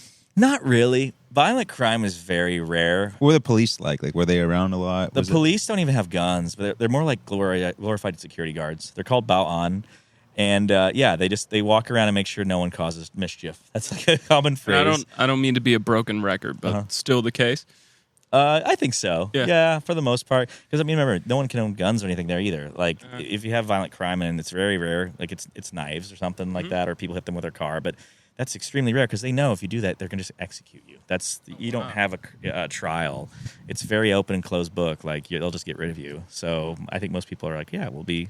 And I think in general that there's still some like Confucian, like old cultural norms there, values. Like they're a pretty peaceful culture. I think they're not very overtly violent. I mean, if you think about like, yeah, they fight each other a lot, but mostly they're dealing with Mongolians. They're just trying to develop, right? Like that was most of China. But anyway, so yeah, no violent crime save maybe like pickpocketing, like robbery. You have to always keep an eye on your stuff if you're in a big city, but that's it. And they'll only take advantage if you're blatantly stupid, like you're too drunk and you don't pay attention to your bag or something. So I'm at this bar and I was dating this Chinese girl because I just met her and she was cute and she didn't mind like hanging out with me. I was like, oh yeah, we'll just go to the bar, have a few beers. And I remember we were drinking a lot. She didn't mind hanging out with me. Yeah, exactly. She was just chill. Like, a lot of Chinese Baseline are criteria. very like can be very shy and like I don't know, they won't, and they also are kind of a little scared sometimes. Depending on the girl, it's changed a lot. But like back then, like being out overtly in public with a foreigner, as a PDA and stuff like that, because we would get looks sometimes. They weren't happy that there was a foreigner with a Chinese girl. So we were at this bar, and here's a case in point. And there's this guy, and he was drinking a lot in the corner, and I think he was drinking tequila. And you could tell he's getting a little bit like a little stirry, like a little squirrely because he's drinking. Yeah, he's getting a little rambunctious. And I just didn't pay attention. Like, whatever. I'm here in the bar. People know me here. Mike's here, the owner. I'll be fine. And my girlfriend went to go to the bathroom. And I think he either waited for it or followed her towards that area. And when she came out, he said, basically called her a slur and a slut, basically, in Chinese. Like, really just called her out for being, like, a horrible betrayal of her culture and stuff like that. And I saw her get really upset. And I was like, Maggie, what's wrong? What happened? Like, what's going on? And she's like, I'm sorry. I was like, what? What? Tell me. He's like, this guy just, he's basically just told me I was a horrible person because I'm with you. I'm like, what? And I was like, I'd had like 5 beers or 6 beers. So I was like, 7. Whatever. Confident. It was a lot. Yeah. And I was like, fuck this dude. I'm not going to let this guy talk shit about this person. No way. I love this person. So I went up to him and I was like, hey, bitch. Like I said something like that. I was like, hey, you, In English? No. I just, okay. I said, just like an onomatopoeia. I just screamed. Yeah, I don't remember what I said. And I just flipped him off because I'm like 25 or whatever. I'm just mad, like, fuck you, dude. And he's like, whoa. And he gets really mad. And he stands up and he like knocks over his table. I'm like, holy shit, this guy wants to bounce, dude. I'm like, this is not good. And as soon as that happened, my buddy Mike just like runs over from the counter and like steps right in between both of us. Good. And he was like, no, dude, like, do not do this. And like he had a buddy that was with him, this guy that got mad, and that guy's kind of holding him back. And Mike just like, dude, what are you doing? What is wrong with you? I'm like, dude, he called my girlfriend a skank, like, basically. Like, he's an asshole. I don't like him. And he's like, you don't say that to this guy. I'm like, why? He's like, he's like a local mobster. You do not piss off this person. I was like, what? Yeah. I was like, oh, crap. And he comes to tell me, good. No, come to find out this. So because this guy like, is basically involved in illegal mining. So he's got like all these like ore pits around the area, and like basically has like these like gray market like industries that he makes money from. But basically, Mike should have told you that a little earlier. Maybe, yeah. He's just another character, hangs out the bar. But like, yeah, no. And what he said was like, no, if this, this is the kind of person like if you disagree with him in business or something, like he won't kill you, but he might, snap your kneecap or something. Like he might do something bad, club you, have you beat up. And I'm just like, oh no. So, like, You're this in guy bad talks now him, with the local mobster. Yeah, exactly. So no, this guy talks him in the local corner with his friend. Then he comes back and talks to me in a corner. He's like, dude, just let it go. Like, it's fine. I'm like, what do I do? Like, how do I make it better? He's like, I don't know. You just say you're sorry or something. I don't know. And so I'm like, I'll just do what I always do with Chinese. And in everything, in any scenario, the only way I can win him over in this scenario is just getting really drunk with him. So I'm like, that's what I'll do. I'll just buy him a bottle of tequila. I'll say, kumbaya. And I don't remember how I said it, but I was already kind of drunk, but I just said it in Chinese. Like, oh, I'm sorry, I didn't mean that. Like, Say it in Chinese. 不好意思，我很抱歉了。我想起你，你想喝酒吗? Like basically like Much sorry. longer. Yeah. Well, basically I'm embarrassed. Sorry, I didn't mean that. I was like, I just want to ask you, would you like to have a drink with me? And he's like, okay, like ha ha ha. I was like, and we just start taking shots of tequila together at this table. And Mike's coming to grab some shots too because he's trying to be like intermediary, like Swiss man, you know.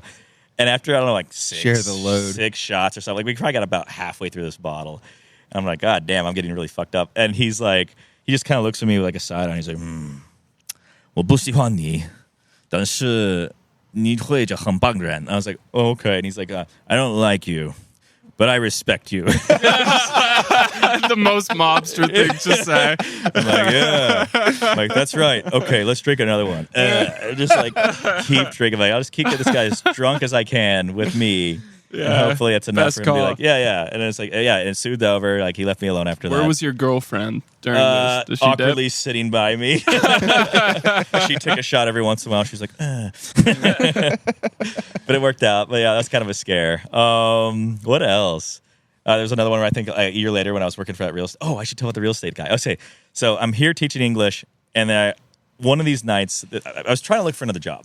So I was trying to network while I was teaching in order to... And at this point, you were thinking, I'm going to build a career in China. Yeah, that was the goal. So the whole goal going to China was not to teach English into perpetuity, because that's fun, but that's just a segue. My goal was to actually work in a business in China. Long term. Well, at least 3 or 4 or 5 years, something like Gotcha. that. That was my goal. And so I was going to network and find Chinese companies I could work for. So that's what I did. So I would go to Shanghai maybe once every 3 or 4 weeks, once a month, something like that. And that was about an hour. Well, this is another whole story. But basically, it's a multiple hour and taxi ride away. So I'd have to get a taxi to go from Ma'anshan and Nanjing, which is the closest major city for rail. And then that was about an hour drive through like rice paddies, fields, rickety roads, and partially a brand new freeway. And then in Nanjing, I'd have to get on a train to go to Shanghai. And it was either a 3-ish hour, 4-ish hour train ride, or soon to be 1 hour train ride because they were building high-speed rail. Gotcha. But they weren't done yet. They were working on them. And you'd see them all the time. You'd be on this like medium-speed train, and you'd literally see armies of people just pickaxes, shovels, like digging these trenches next to this railroad because they were building the next lines. That's the crazy thing about China. Like, construction was just everywhere at all times. Day and night, bro. You would see this stuff just happening. People would be building stuff. Like, by my suburb campus, when I go on the bus ride, they were building one of the high-speed rail lines through that section of campus because it was right on the edge of the city, and they were building it down to, I think, a city called Anqing, which is like 300 miles away. So they're building these poles, these concrete pillars, like every 100 Elevated? meters. Yeah, because they're elevated high speed. And you'd literally see dudes at night welding these things. They're welding the rebar at 2 a.m, just spark, Working spark, spark. all Yeah, dude, times. all the time. Yeah. It's just insanity, the build scale they had there. Like Shanghai, when I got there in 2009, they had 2 subway lines, which is like a normal, like Boston, I think, has 3 subway lines. And that's like our 3rd largest system. They had 2 in 2009 Exactly. there. When I left in 2014 or whatever, they had 12 subway lines. Woo! They built 10 subway lines in like 5 years. They were all like concurrently under construction at the same time. Wow. So anyway, I've seen all this chaos. So I'd go to Shanghai Network. I tried to work at this Hyatt hotel as like a business development director. That fell through because they didn't think I had enough work experience. The visa thing's starting to crack down there. Things are starting to change a little bit. The Chinese honeymoon's ending a little bit with the West. Like, it's not just kumbaya all the time. They're coming a little bit more, not ton, but just you can see the latches starting to come down just a little bit. Yeah. And then I had another opportunity that I found randomly because I was in, I think it was Pizza Hut, because it's fancy date night. But I was dating this chick, this Chinese girl, and I was like, oh, 我们去必胜客吧. Let's go to Pizza Hut and go have a fancy Western meal. And she's like, okay. And so we go there and we get a pizza and we're like splitting, cola or whatever. I don't know. We were eating a bunch of fancy little apps. And I'm trying to speak Chinese with her. And across from me is this like Chinese gentleman. He's kind of like interested, like keeling over, looking at me, watching, like, oh no, is he mad? What is he going to do? Like, what's this guy about? And he finally just pipes up and he goes, oh, excuse me. Your Chinese is very good in like English. I'm like, what? Oh, thank you. Yeah, I'm trying, like whatever. He's like, no, it's so good. He's like, I really like your talent and try. Like, I was like, yeah, thank you. Whatever. Like, great, dude. Like, appreciate it. And he goes, no, you want to work for me at some point. I was like, what? Like, he just like segued right into like, maybe you can work for me. I'm like, I don't know. Like, what do you like? Yeah, that's fine. He's like, yes, no, please. Here's my card. And he's like, I work for this company. He's like, you want job? You call. I'm like, okay, cool. I didn't think anything of this because he would just be a nice baby. I don't know. But I kept that card and I put it away. And I think that was in like November of the previous year, or maybe even earlier than that. No, it was probably like August or July, summertime. And just didn't think anything of it. And then I tried to get a job after that 1 year or year and a half that I was at this Anhui college. And the Hyatt one fell through, and I wasn't getting any traction in Shanghai. I'm like, well, dude, I'll just try this guy. I'll give him a call because he said it. So I'll just take that leap. And so after I think like 6 months of painful, like couldn't get a job in something else, I just called him up randomly or I emailed him. I can't remember which one I did. But I said, yeah, you gave me your card in a Pizza Hut. I don't know if you remember. It was in Ma'anshan. Wanted to ask about that job. He got back to me like within 2 days. He's like, yes, I want you to come in and have an interview. I was like, okay, cool. Yeah, let's do this. Like, let's go. So I had to go to Nanjing, which is like an hour away, took a cab. And I'm trying to remember if I went. No, I did not. I was on summer breaks. I was in the U.S. and I flew back for that. And so I flew back to Which go. is like a 18-hour Yeah, flight. yeah. It was like, Denver to San Fran to Shanghai. So it was, like a 12-hour flight or whatever from San Fran to China. So I get there and I take the train from Shanghai to Nanjing, which I've gotten good at now. I know the whole system. And I get there, and that's what I forgot. He's like, just look for the sign with your name. I was like, okay. And so I get off this train, and I go down these stairs to, like, the garage area or whatever they have the pickup. And there's this little guy in, like, a little nice suit, and he's got M. Ray on it, my last name. I'm like, cool. And he's got a 7 Series BMW. I'm like, what is this? Like, why do you have a 7 Series for me? He's like, Mr. Ray, come. And he, like, opens the door That's for sick. me. And he drives me to this like suburb part of Nanjing, and I get there, and it's like this beautiful like 6-story landscraper. And so when I say landscaper, it's like this big giant like square office building. Okay. So it's only like 6 stories, but it's probably like Damn. a Gorgeous block long, glass. a block wide. Yeah, it's all glass. Yeah, it's all yeah. mirrored. And it's got like these nice gardens around it, like bamboo trees and like shrubs. And he gets me to the front, and he opens the door, and I go in this building. I'm like, where am I going? And the guy's there. He's right there in love. He's like, oh, Mr. Ray, good. Hi, Mr. Chin. That was his name, Mr. Money in English. No way. Chen Yi was his name. No Chen way. Yi. Mr. Yeah, Money. Chen Yi. And I don't remember China. what Yi is. I think he's a large unit of measure, but super nice guy. Had glasses. Mr. Lot of Money. Yeah. So he's the vice president of the real estate division for this company I'm at that I'm trying to get a job for. And he goes up and he talks to me for like 10 minutes. He's like, when can you start? Basically, is the first thing out of his mouth. I'm like, I can interview me? He's like, no, I want to formalize this thing. I'm like, okay, I can start ASAP. And he's like, well, what's your salary? And I asked for something out of the moon, which is exorbitantly expensive in China, but I wasn't sure he was going to take it. I was like, I want like 55,000 US, which in China is like 6 times the salary of a Chinese person. Okay. And he's like, sure. And I'm just like, okay. Whoa, just like you could have asked for more. I know. I was mad, dude. I was like, damn, why didn't I ask for 70? So I do that, and he signs up to that, and he's like, oh, we'll get you an apartment. It'll be fine. And he's like, he's like, here, we'll get you a contract with the guy. I'm like, okay. And then as if it was already formalized, he goes, okay, I want you to come meet our CEO. And he takes me to the top floor of this building, and it's like this nice, you open the doors of the elevator, and it's like this, it looks like a 5-star hotel. It's got like wooden walls. There's like a jade statue on a pedestal. There's like a little waterfall in the corner. And I'm like, where am I again? Like, what is going on? And this guy comes out, and he's this short Chinese guy. He's like, this is Mr. Zhu Yitai. He's our company leader. I'm like, oh, Classic. like, I'm like, bow my head, Yeah, shake, yeah. keep eye contact. Very honored to meet you. He's like, yeah, no problem. He's like, welcome to the company. Very happy to have you here. Wow. I come to this find almost out. feels like a scam. It's No, like, exactly, dude. I'm like, Was this it? is so weird. No, it was all legitimate. So I come to find out after I'd been in that company for like 2 months, this guy is like a top 40 billionaire in China. Wow. The guy I met at this like 6th floor intro. Billionaire. is he still alive? Yeah, no, he's still there.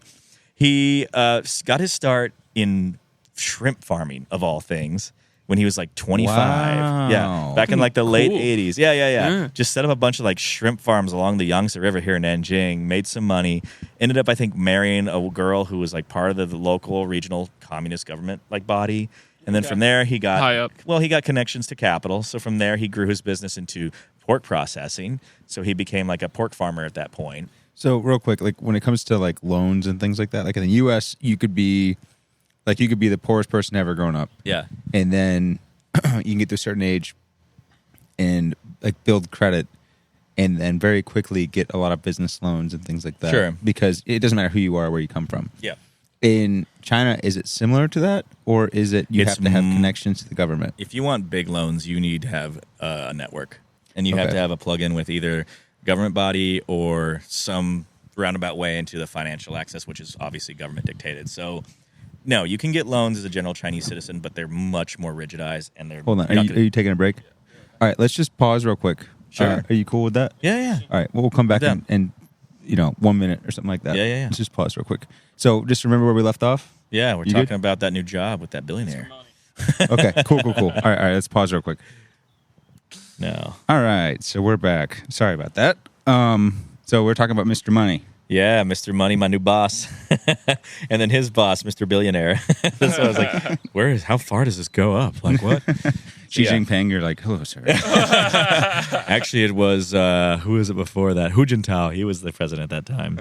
Yeah, Mr. Hu. But anyway, so yeah, we're in this nice lobby or this nice, I guess, top floor office with this gentleman who's the boss.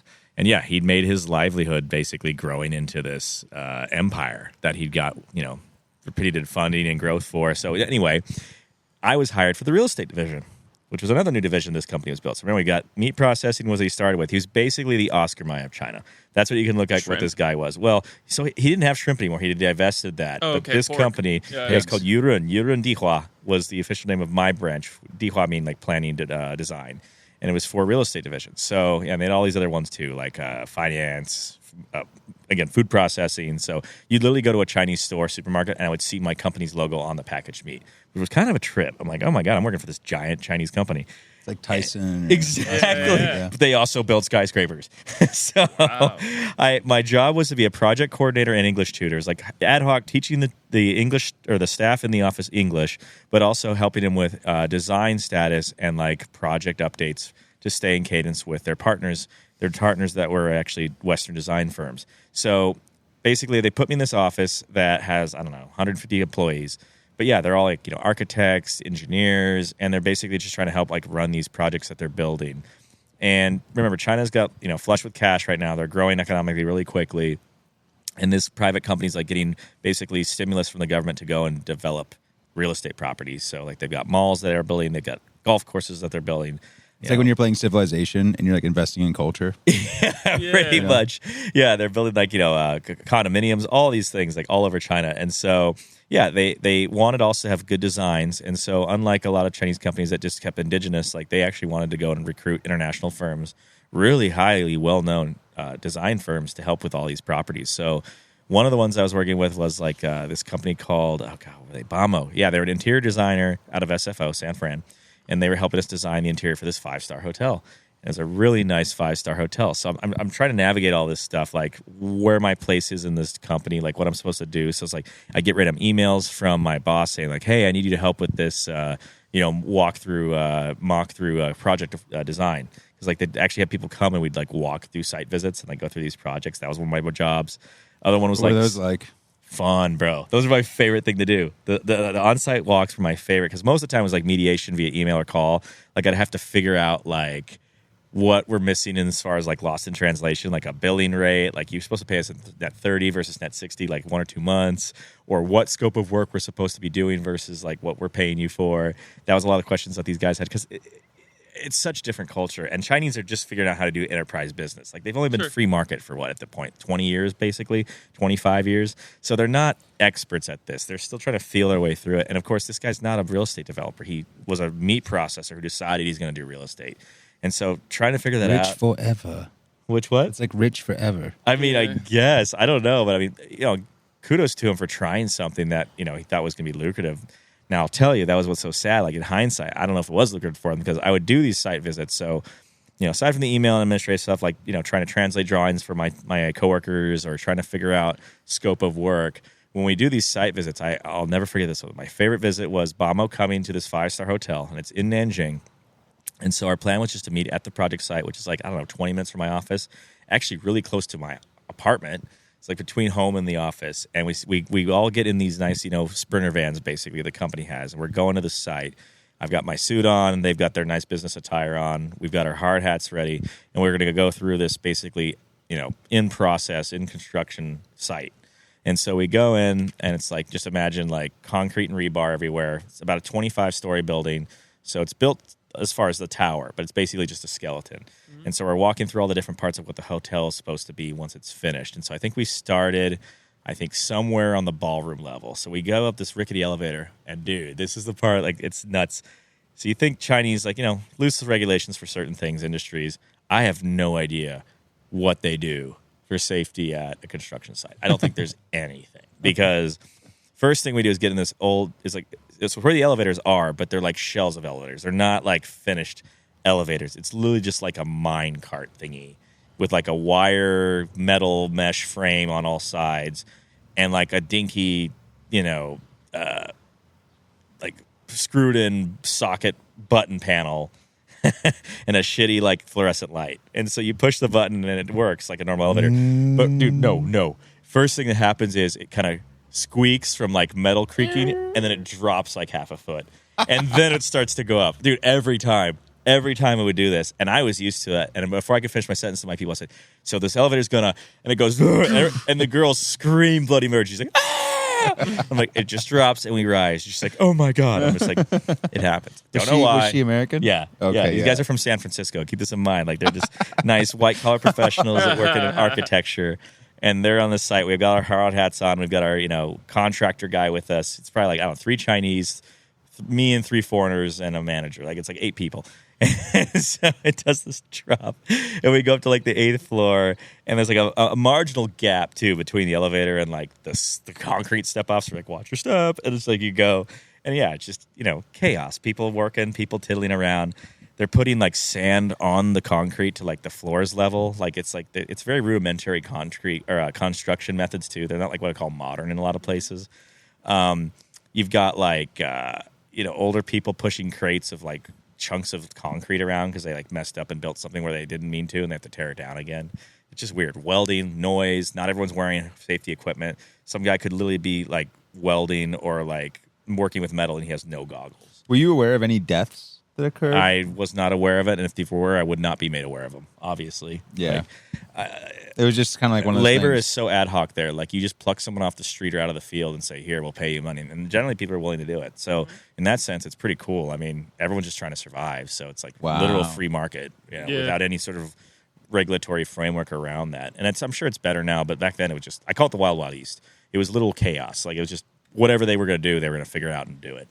And same with this hotel. So we go to this like ballroom area, and we have to figure out like the schematic for the restrooms. So we're going imagine just big atrium ball, like giant room that's just black concrete right now.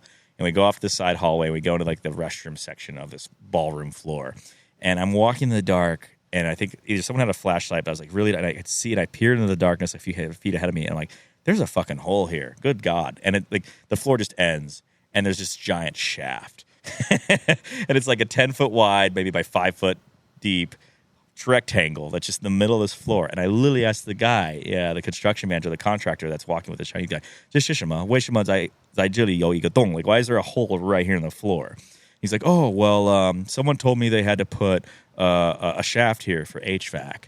And I'm like, what? No, this is the men's restroom. Like, we're supposed to be urinals and like stalls. Like, this is where people go for this massive ballroom we're building. He's like, well, they didn't have a place on the schematic for an HVAC, and so the guy was like, we'll just put it in the men's restroom. And so they literally blew a hole through all these floors, all the way down the bottom. We're like on the 8th floor. They didn't warn you about that. They just did it. They just did it. And I don't think they didn't talk to like their structural team. They didn't talk to, like, it just no cross communication, just silos everywhere. And I was like, well, thanks for letting me know, because I almost fucking walked into a fucking shaft. Like, and everyone in my, the people are like, oh, so there's a shaft here now? I was like, yeah, we're going to have to redo your designs, apparently. It's like, good thing it's the men's restroom, so I don't know. Urinals, less room, I don't know. I don't know what they did with that. They figured it out, I'm sure. But, yeah, one surprise there. And then we go to the pool room. Oh, my God, the pool room was horrible. So the pool was supposed to be, like, on the top, on the outdoor in a pedestal area with, like, a greenhouse, and then they moved it indoors. The problem is they already built the, like, bottom 8 floors of this building, and so they're all like regular floor to ceiling height. So it's like, well, if you put a pool in, it's gonna go deep. Yeah, where are you gonna put it? They didn't cut down a floor. They just decided that they're gonna put this floor in a regular floor, or the pool in a regular floor, and they're gonna build like a wall around it, like a retaining wall. So it's like a 3-foot deep pool, and then the ceiling's gonna stay the same height. Bro, we go into this room, and there's like a pool in this low ceiling room. It's only like a 3-foot deep pool. You literally can barely stand on the top of this wall to get into the pool without bonking your head on the ceiling. Like, it's that low. Oh, like, no. dude, you're not going to have people be able to jump in. Like, how are people going to get into this thing? Like, I'm talking about this in, like, broken English Chinese with the contractor. He's like, oh, well, budget. I don't know. Like, he's not thought about this or planned that ahead. He's like, they told me to put it on this floor, so I'm putting it on this floor. Wow. And that just, things were just wrought with this problem, like, everywhere you would go. Like, there's just things that were misaligned and wrong. And I'm trying to explain to my interior designers, like, we'll get it worked out. We'll figure it out. Like, we'll fix the drawings. We'll change your scope of work. It's fine. The last thing we saw that day, we're going through the lobby, and this guy's just welding a door to the floor in the middle of this lobby. It's like this rectangular red door, and it's in the middle of an open space. I'm like, what are you doing? Why are you putting or something like that? Why are you installing a door here?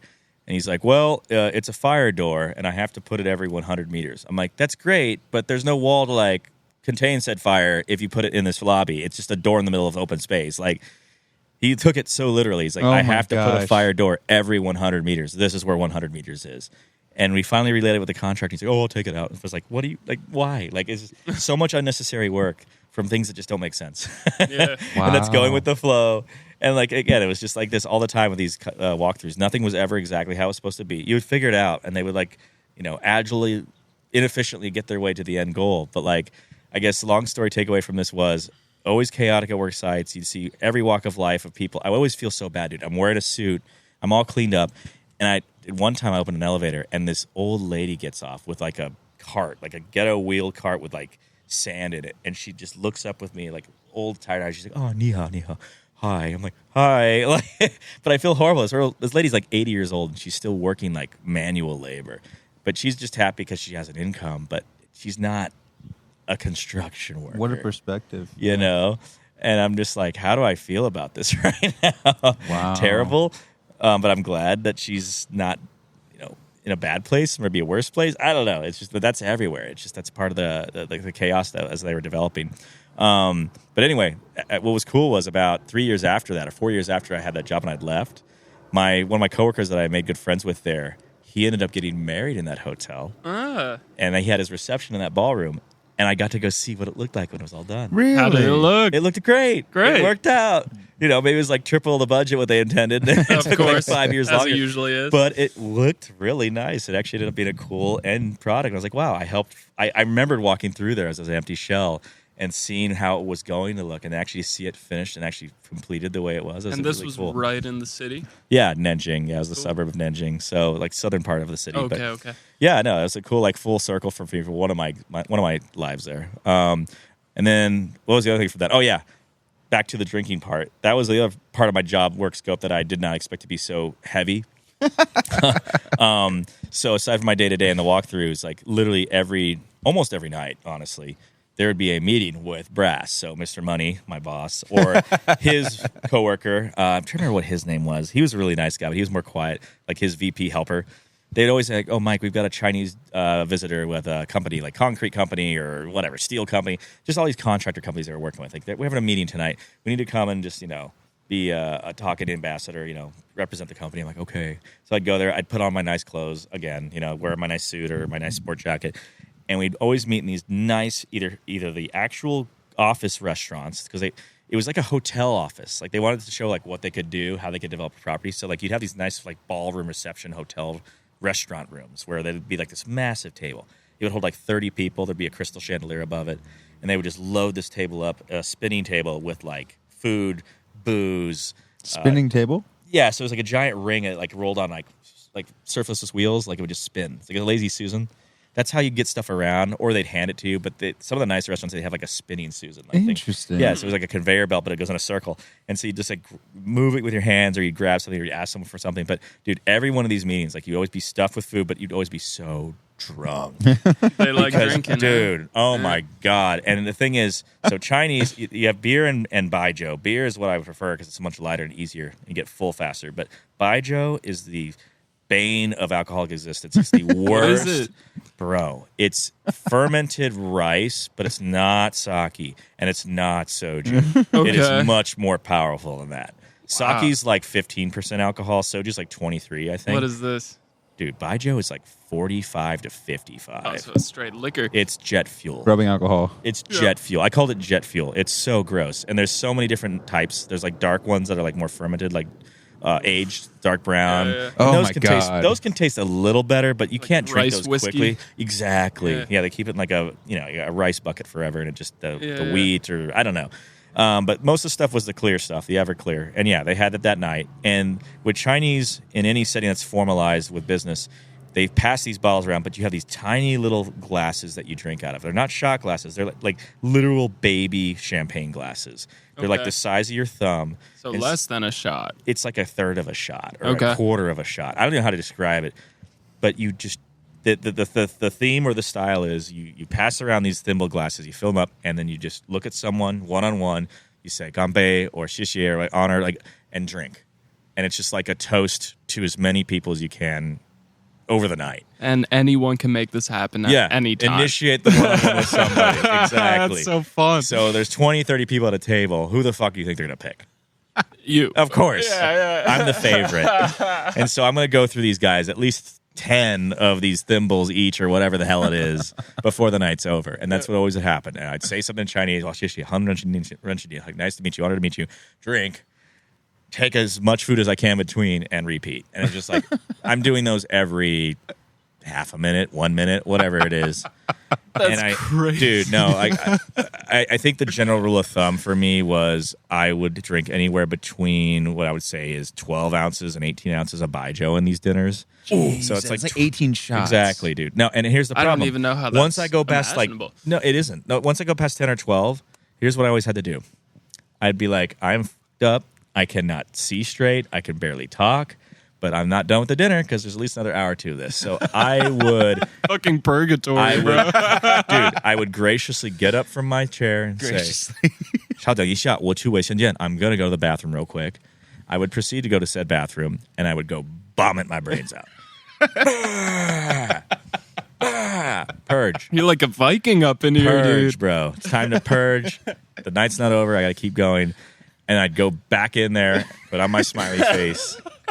Keep going. Now, were the others drinking close to as much as you were, or you were like doubling their? I mean, intake? I'm sure I was. I don't know. I would. A lot of them would drink very. But they quickly could drink amongst a lot. themselves. Oh yeah. Okay. The goal was Gotcha. always to see if they could outdrink the foreigner.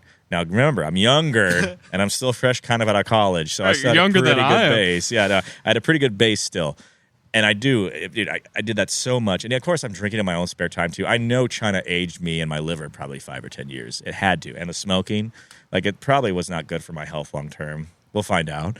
I think you made up for it. You're good. Maybe. You're chilling. I mean, we'll find out. But All in the mental, man. exactly. But, dude, I abused myself over there. Like, it was just part of the work culture. Like, I had to. Smoking So you cigarettes. come back, and so when you were like, because when I'm fucked up to that point, like, there's no coming back. For John, there's no Same. coming back. Same. I'm like, I don't recover from your excursion. Somehow I just forced myself through it. I was like, I have to show I'm tough and I can do this. Like, and very few would ever actually completely fold. Like, I could usually make it through the night. Like, the vomiting ones weren't always that time. Like, it was like maybe 1 out of 4 dinners I have to do vomits.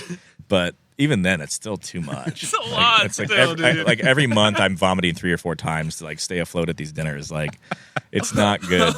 But I always usually held my own, and by the end of the night I'm really, really drunk. But I was okay. it was everyone hammered. It was like keep your Everyone shit together. Everyone It was just, like, well, everyone's hammered, but only so many people can keep themselves together at that point. I mean, yeah, some people get too sloppy and they can't walk straight. it's actually a nice feeling. Like, I think my drinking, like when I am in context, like I'm very good with work events and things like that, or social environments where everyone's supposed to drink a lot, to like maintain that, like, I'm not the most fucked up person That's in the good. room. That's good. That's why I would purge. Yeah, Because I would get too You have far. I'm to. like, I have to. Yeah, if I keep this in my system, I'm in trouble. Where were the bosses at? They're there. No, I mean like in terms of drunkenness. Oh, Mr. Chen was honestly very mediated. He would Okay. try his very hardest to stay somewhere in the middle to lower Okay, end. 'Cause gotcha. he's the VP. He's like, this is what I got this guy for. Throw him at the foreigner. Like, he'll take all my liquor. They knew it would be like that. That's the favorite. It'd be more fun to drink with him anyway. I didn't mind it, honestly. People were always super nice. Yeah, But it was just like, oh, this is like so much abuse on my body. And then I would go do it on my own on the weekend still. Like, even then, because I'd want to go out. When you go out, would you drink that stuff? No, God, no. That's only for business. That's only for business dinners. How was I it in drink terms beer. of taste and It's, dude, I can't. General It drinking. burns. It just burns really bad. It's just there's no upfront taste. It's very alcoholic, just like Everclear vodka, and on the Wow. back end's just fire and like this tinge of like soy sauce and rice. Maybe it's a weird Sure. aftertaste, but I'll drink it. And I think I attest that to being able to drink anything today is because of that. Because of that experience with Baijiu. Yeah. Baijiu is like, to me, one of the worst things you can drink, and I can drink anything now because of that. And I don't mind. crazy? Yeah. So, but yeah, Nanjing was fun. That was more city life. That's where I met one of my buddies who's an Indian, a gentleman from India. And Shout out to him. Yeah, exactly. You were the best man in his wedding. I was in India, yeah. Yeah. It's the best story ever too. Of like, Yeah, you going Gauss is awesome. Yeah, he was a radiologist. He was studying to be a radiologist at the Medical University in Nanjing. And he was like my Indian sidekick. I felt like freaking, what is that? to Harold and Kumar. Yeah, exactly like that. But he was down for anything. He was so fun. Dude, one year, it was what was second year I was there, I think. We went for Halloween and we partied in this area called 1912, EJOER, which is like a testament to like the revolution at that time. Nanjing, it's like a square. It's like a part of downtown where they built up like new bars. Think like, how do I describe this? Just like a nightlife district. Sure. And we went to the go to this Halloween party, and he goes, I have costumes. I'm like, what do you have? Dude, I don't know how he pulled this off. He knew like a security guard who knew like some police, Chinese police. No way. He got us police uniforms. Real ones. Real police uniforms.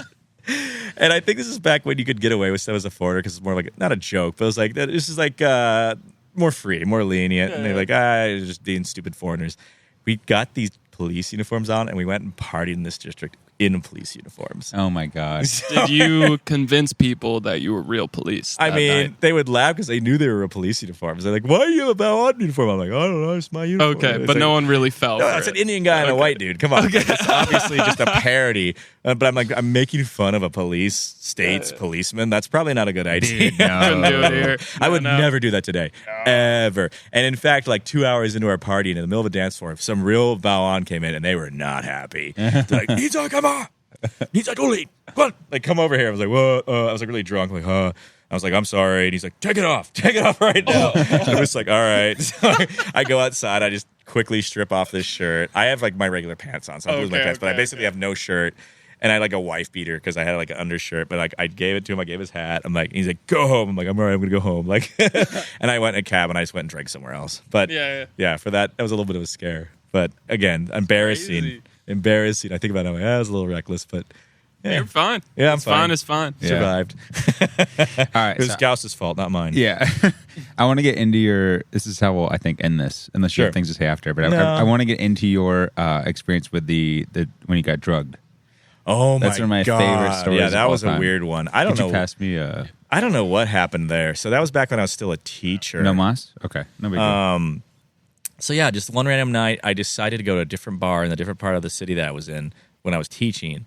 And This is when you were. I was a teacher still. So in- it was before Nanjing. This is back in Ma'anshan. This was the nice university that I liked, where I Yeah, had Cowboy yeah. Mike.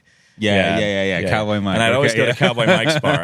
I was a staple at Cowboy Mike's bar, but for whatever reason that night I went to a different bar. And I don't even remember why. I honestly think it was the weekend and I just wanted to explore somewhere else. And so I'd literally just go walk around. I would literally just go see what was going on. You know, I'd go to a different neighborhood. And I think I just met these guys either in a restaurant or at this bar that I found because it had like sparkly stairs like that lit up like a casino stairway. It was like flashing back and forth, and it had like cool neon lights. Like, oh, this looks fun. And I go into this bar with these guys, and again, I can't remember if I met them on the street or if I actually met them inside there. But you gotta remember, up to this point, every single person I've interacted with is super nice, super humble, super open. They just want to meet you. They just want to be a friend with a foreign person because they're not around. And I think these guys, I believe, were no different. So yeah, I just start drinking with these guys. And it seems normal enough. We had a box of beer, basically. I can't remember if they were opened or not. I didn't pay attention to that stuff. This is why it gets important. Yeah. And we just start drinking these beers. Unlike any else thing I would ever do over, in China. Just the same thing I would always, happen every night. It's like, all right, I've had like 2 or 3 beers. And I remember I had like my 3rd beer. And I was like, I got to go to the bathroom. And I'm just talking Chinese with these guys. Nothing out of the ordinary or anything. And I go to this bathroom. I go to the bathroom. And as soon as I go to the sink to wash my hands, something really comes over me in the way of like almost like a wash of like dizziness, and I'm just like, whoa. It's like getting on a Xanax or something. It's like just getting this painkiller that it literally like just wiped my fucking brain. And I grab the counter like, whoa, center myself. What is this? Like, why do I feel so dizzy? Like, what's wrong with me? And I'm like, I've only had 3 beers. This is bizarro. And so I sit there and I wash my face. I kind of smack my cheek. I'm like, this is weird. Something off with this. And I think I stayed there for maybe 30 seconds to a minute. I'm like, this is not getting better. Like, something's wrong. I don't like this. And so rather than even go back and sit down and talk to these guys, because I didn't know what, but I was like, I clearly can't drink anymore. I clearly can't socialize anymore. I don't feel good. I'm just going to go home. And so I make a beeline straight from the restroom to the exit, which is those stairs, because I'm on the 2nd floor. And I start to go down these stairs, and literally about, 2/3 of the way down, I fall. I literally fall on the stairs, and I'm like, ugh. And I'm like, oh like my on your God. butt, like. So I felt myself being uneasy, so I started to lean back to kind of correct myself, and I fell on my ass and like thudded. Yeah, exactly. And I thudded a few. I'm like, oh my God, this is not good. And so I try to stand up. I'm like, no, I'm not stand up. So I just kind of scooch down the stairs. And then I use the railing to stand up again. I'm like, I can walk now. And I think, again, I walked a couple steps and I fell down again. I'm like, oh my God. what is going on? Like, this is not good. And I see a cab sitting there, like maybe from me to the camera, like 10 feet away. And I'm like, I got to get to that cab, and I'll go home, and I'll be fine. And so I get to the cab, and I'm kind of crawly walking, and I get to the cab, and I open the door, and he's like, ni hao. I'm like, hi. I'm like, Angola. He's like, what? I'm like, and I'm like, I'm having a hard time talking now. Like, I'm just, something's happening to me, and I can't understand it. And I'm like, Angonda. Like, I scream that, which is the university I work at. I'm like, Angonda. Like, oh my God, like, I'm just trying to say that as most iterative mouth that I can. He's like, oh, Angonda. I'm like, yes. Like, let's go. And I was like, Dama, big door. He's like, all right, let's go. So we go, and I'm in this seat, and I'm just, like, lying there, and I'm trying not to, like, fall asleep or try not to, like, pass out, essentially. I'm, like, leaning back in this chair. I'm like, ugh. Like, I feel horrible. And we get to my house, basically, my apartment. He drives me all the way up to my apartment building. It's like a 15-minute drive. And I throw money at him. I don't remember how much I gave him. I just gave him my money because I was like, I can barely have motor skills at this point. I get out, and I'm, like, crawling basically to my door. And I'm on the second floor of this apartment building. And so I'm stumbling up these stairs to get to my door. And I remember when I got to my door, it's a really complicated door. Chinese doors, for whatever, they have, like, 3 lock systems. Oh, wow. So they have, like, a main lock, a secondary lock, and, like, the general, like, bathroom door lock that you, like, push in the button open. So I get through, just to get my key in the door, it took me, like, 4 minutes because I couldn't get the frickin', like, and it's above me. I'm, like, trying to, like, lean against it, not fall. I finally get that thing in the door, and I twist it once. It's, like, hard. And I fumble, and I twist it again. And then when I open the door, that's it. So you just, like, pass out right And I there? didn't know, but I woke up the next day. I'm in my doorway. The keys are still in my doorway. I think I'd slept 7-8 hours, and I'm just, like, on my floor. I'm halfway What in my the door, fuck? halfway out my door. Damn, dude. And I think... You handled that so Dude, well. but what was it, though? I don't want to think What badly do you of those mean? folks. What did they give me? Did they give me something, or was it poison beer? What happened? I mean, it has to be something Yeah, because it's a you know drug. how you react to alcohol normally. Of course, yeah. Bizarro scenario that could have ended horribly for me. I have But no I idea mean, what just they're- like good on you for like realizing that something was up Something when was you were in wrong. the bathroom there. yeah. And I don't know these Thank people. God. Right? Yeah, Like, imagine if really. you didn't go to the bathroom. Imagine if you were at the table. You try to get up, and they're like, no, stay. I don't Yeah. know. You know what I mean? I Like, don't they know. could have, like, coaxed you into something. I don't know. Yeah. Yeah, I don't know if they were wanting to rob me. Like my horrible friends, like, oh, you'd wake up without a kidney. Maybe. I don't Watch, know. like, all those dudes, like, had the same experience that night, but, like, Yeah. didn't escape. Oh yeah. That's It's exactly the right. bartender. They're all there. Yeah. They're just like, Exactly. Wait. I feel kind of funny. I don't know. Yeah, Like, you know. it could. Who knows? Where'd he go? Yeah, Yeah. exactly. Where'd our friend go? Because no, I hope that- he's all right. That's another problem. Like, unfortunately, there's just sometimes bad food happens all the time. Was it bad food? I don't know. I don't know. I don't- Bad I food. couldn't imagine bad food being I don't like think that. it could affect you. But yeah, like, I feel in the like- head like that. Yeah, but it reminds me of like the Quaaludes from Wolf of Wall Street. That's Yeah. exactly how Yeah, I felt. it And I to probably this was. day do not know what it was or why Something it like happened. that, probably. But that was that to me. That's even more scary than the mobster story. That's my scariest. Like, what the fuck is happening? Definitely. for sure. Definitely. Everything No, else that's is fine. horrific. I often think, like, sometimes in my life, like, there's been, like, near-death moments to an extent, or, like, things that could have been near-death moments. And I always Yeah. wonder, like, what if, like, I died then, and this, like, life just continued? Oh no! I like, think about that. A too. different, like, dimension, or, like, a Yeah. different Same universe. exact thought. You know what I Yeah. mean? I think about that with you. It's just like, oh, damn, what if, like, Mike actually died that night, but he didn't realize it? And this sounds In crazy. a I know. parallel universe, though, Yeah. it continued. Your consciousness just switched. shifted one over. Yeah. We'll Just never know. slightly different. We'll never know. Exactly, yeah. No, but I mean, there's a bunch of other small stories, but yeah, there's some wild ones, and I'll do one more as a finishing one. Like, just seeing the changes there from when I started to go there and like was learning how to become a teacher to when I left. Like, I basically left as a white collar professional, was giving pitches in Mandarin for like the architecture design firm, because I went from working at the real estate company to working as a BD guy for an architect. And so I was on the other side. I was trying to sell those design services to real estate companies. And so I'd have to give a pitch, with a PowerPoint and a screen. And so I went to that. That was my last job in China before I left. I couldn't get a visa renewal, but it was fun. But like, I kind of came full circle with like the economic development of China myself, I guess, internally. Because like, I started as like a teacher that just taught English, and I was like this really small, humble apartment in the middle of nowhere, rural. And then I finished in Shanghai metropolis, like modern amenities. Like, Cool. I'd go out and have nice dinners, like modern China. But one time when I was going from Nanjing to home, or the other way around, I can't remember which way, but I was in the fields I was talking about in a rickety cab, like just an old 30-year-old Volkswagen natural gas powered cab. Chinese guy smoking a cigarette. I'm just bobbing around, next to the rice paddies. And we come to this 4-way stop, and there was these cars that were waiting in a circle, and this, I'll call it rickshaw, comes up on the left side, and it's this Chinese guy basically, and we'll call it a tractor, like, I don't know, chassis that he's just sitting on in a stool. And it's got this long drive belt that goes out about 10 feet, and there's a little motor that just sits there. It's a 2-stroke motor, just goes. It's like this old rickety. But this drive chain goes from that motor all the way to where he's sitting. But all it's good for is like hauling like grain or like grass. Sure, like it's just this like, I don't know, cheapo tractor thing. And it's puffing smoke, and he's got his hat on, and he's like, a peasant basically, right? He's just poor, and he's sitting there, like this thing can go no more than 5 miles an hour. And this behind him pulls up a brand new Rolls-Royce Phantom, black, perfectly clean, and it kind of goes beep beep and that just goes around. Picture, dude. It just drives right around him, and it's like old China, New China, all in one frame, and that was just like everywhere. Like I said, rice paddy, high speed rail, a complete turning 5-star hotel. Dirty alley with street vendors selling meat sticks for like 50 cents. Like wild. That's just wild and time. it's still like that, but it's less. I mean, it just depends I'm sure on where you less, go. Yeah. But yeah, I got to see it in that weird transition period where it was all kind of happening at once. Wow. Kind of split down the middle. Yep. Yeah. Exactly. Crazy. Wow, man! I just want to say, like, getting to know you has been such an awesome thing, and like having you as a friend is. Well, I'm not going anywhere, bro. I know, but like these We'll stories see you in are the like, next life, Mike. like I'm just so happy that like you have these stories to share, and it's such an amazing part of who you are, and I really wanted to capture that on this. Yeah, and just thanks for telling your story because Little Mike and Big China, that is it. You know, like, it was. It's awesome. Such a cool thing, and I hope people get to enjoy that. So, no, I think it's just take risks, try something that's super uncomfortable. You never know what comes out of it. I had no idea what I was doing when I went there. I just did it, and it just kind of happened. I mean, it's like starting a fucking band. I mean, you don't know what's going to happen. You just do it. I turned out okay, I think.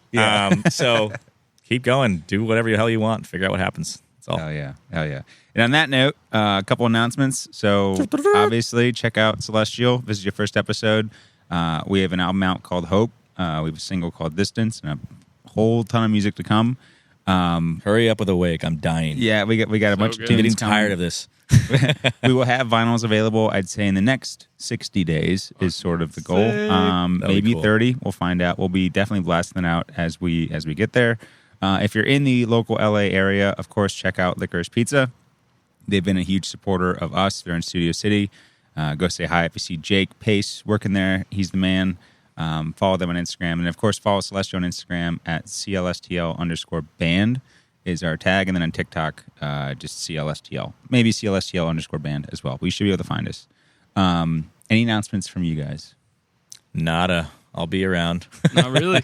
Good Watching tales. this journey. Old journeys, new journeys. They all intertwine somehow, and that's part of the fun. Yeah, absolutely. All right. Well, thanks so much, everyone, for listening. And peace. Love Peace you. out. See ya. We are celestial beings. You are not alone. There is hope.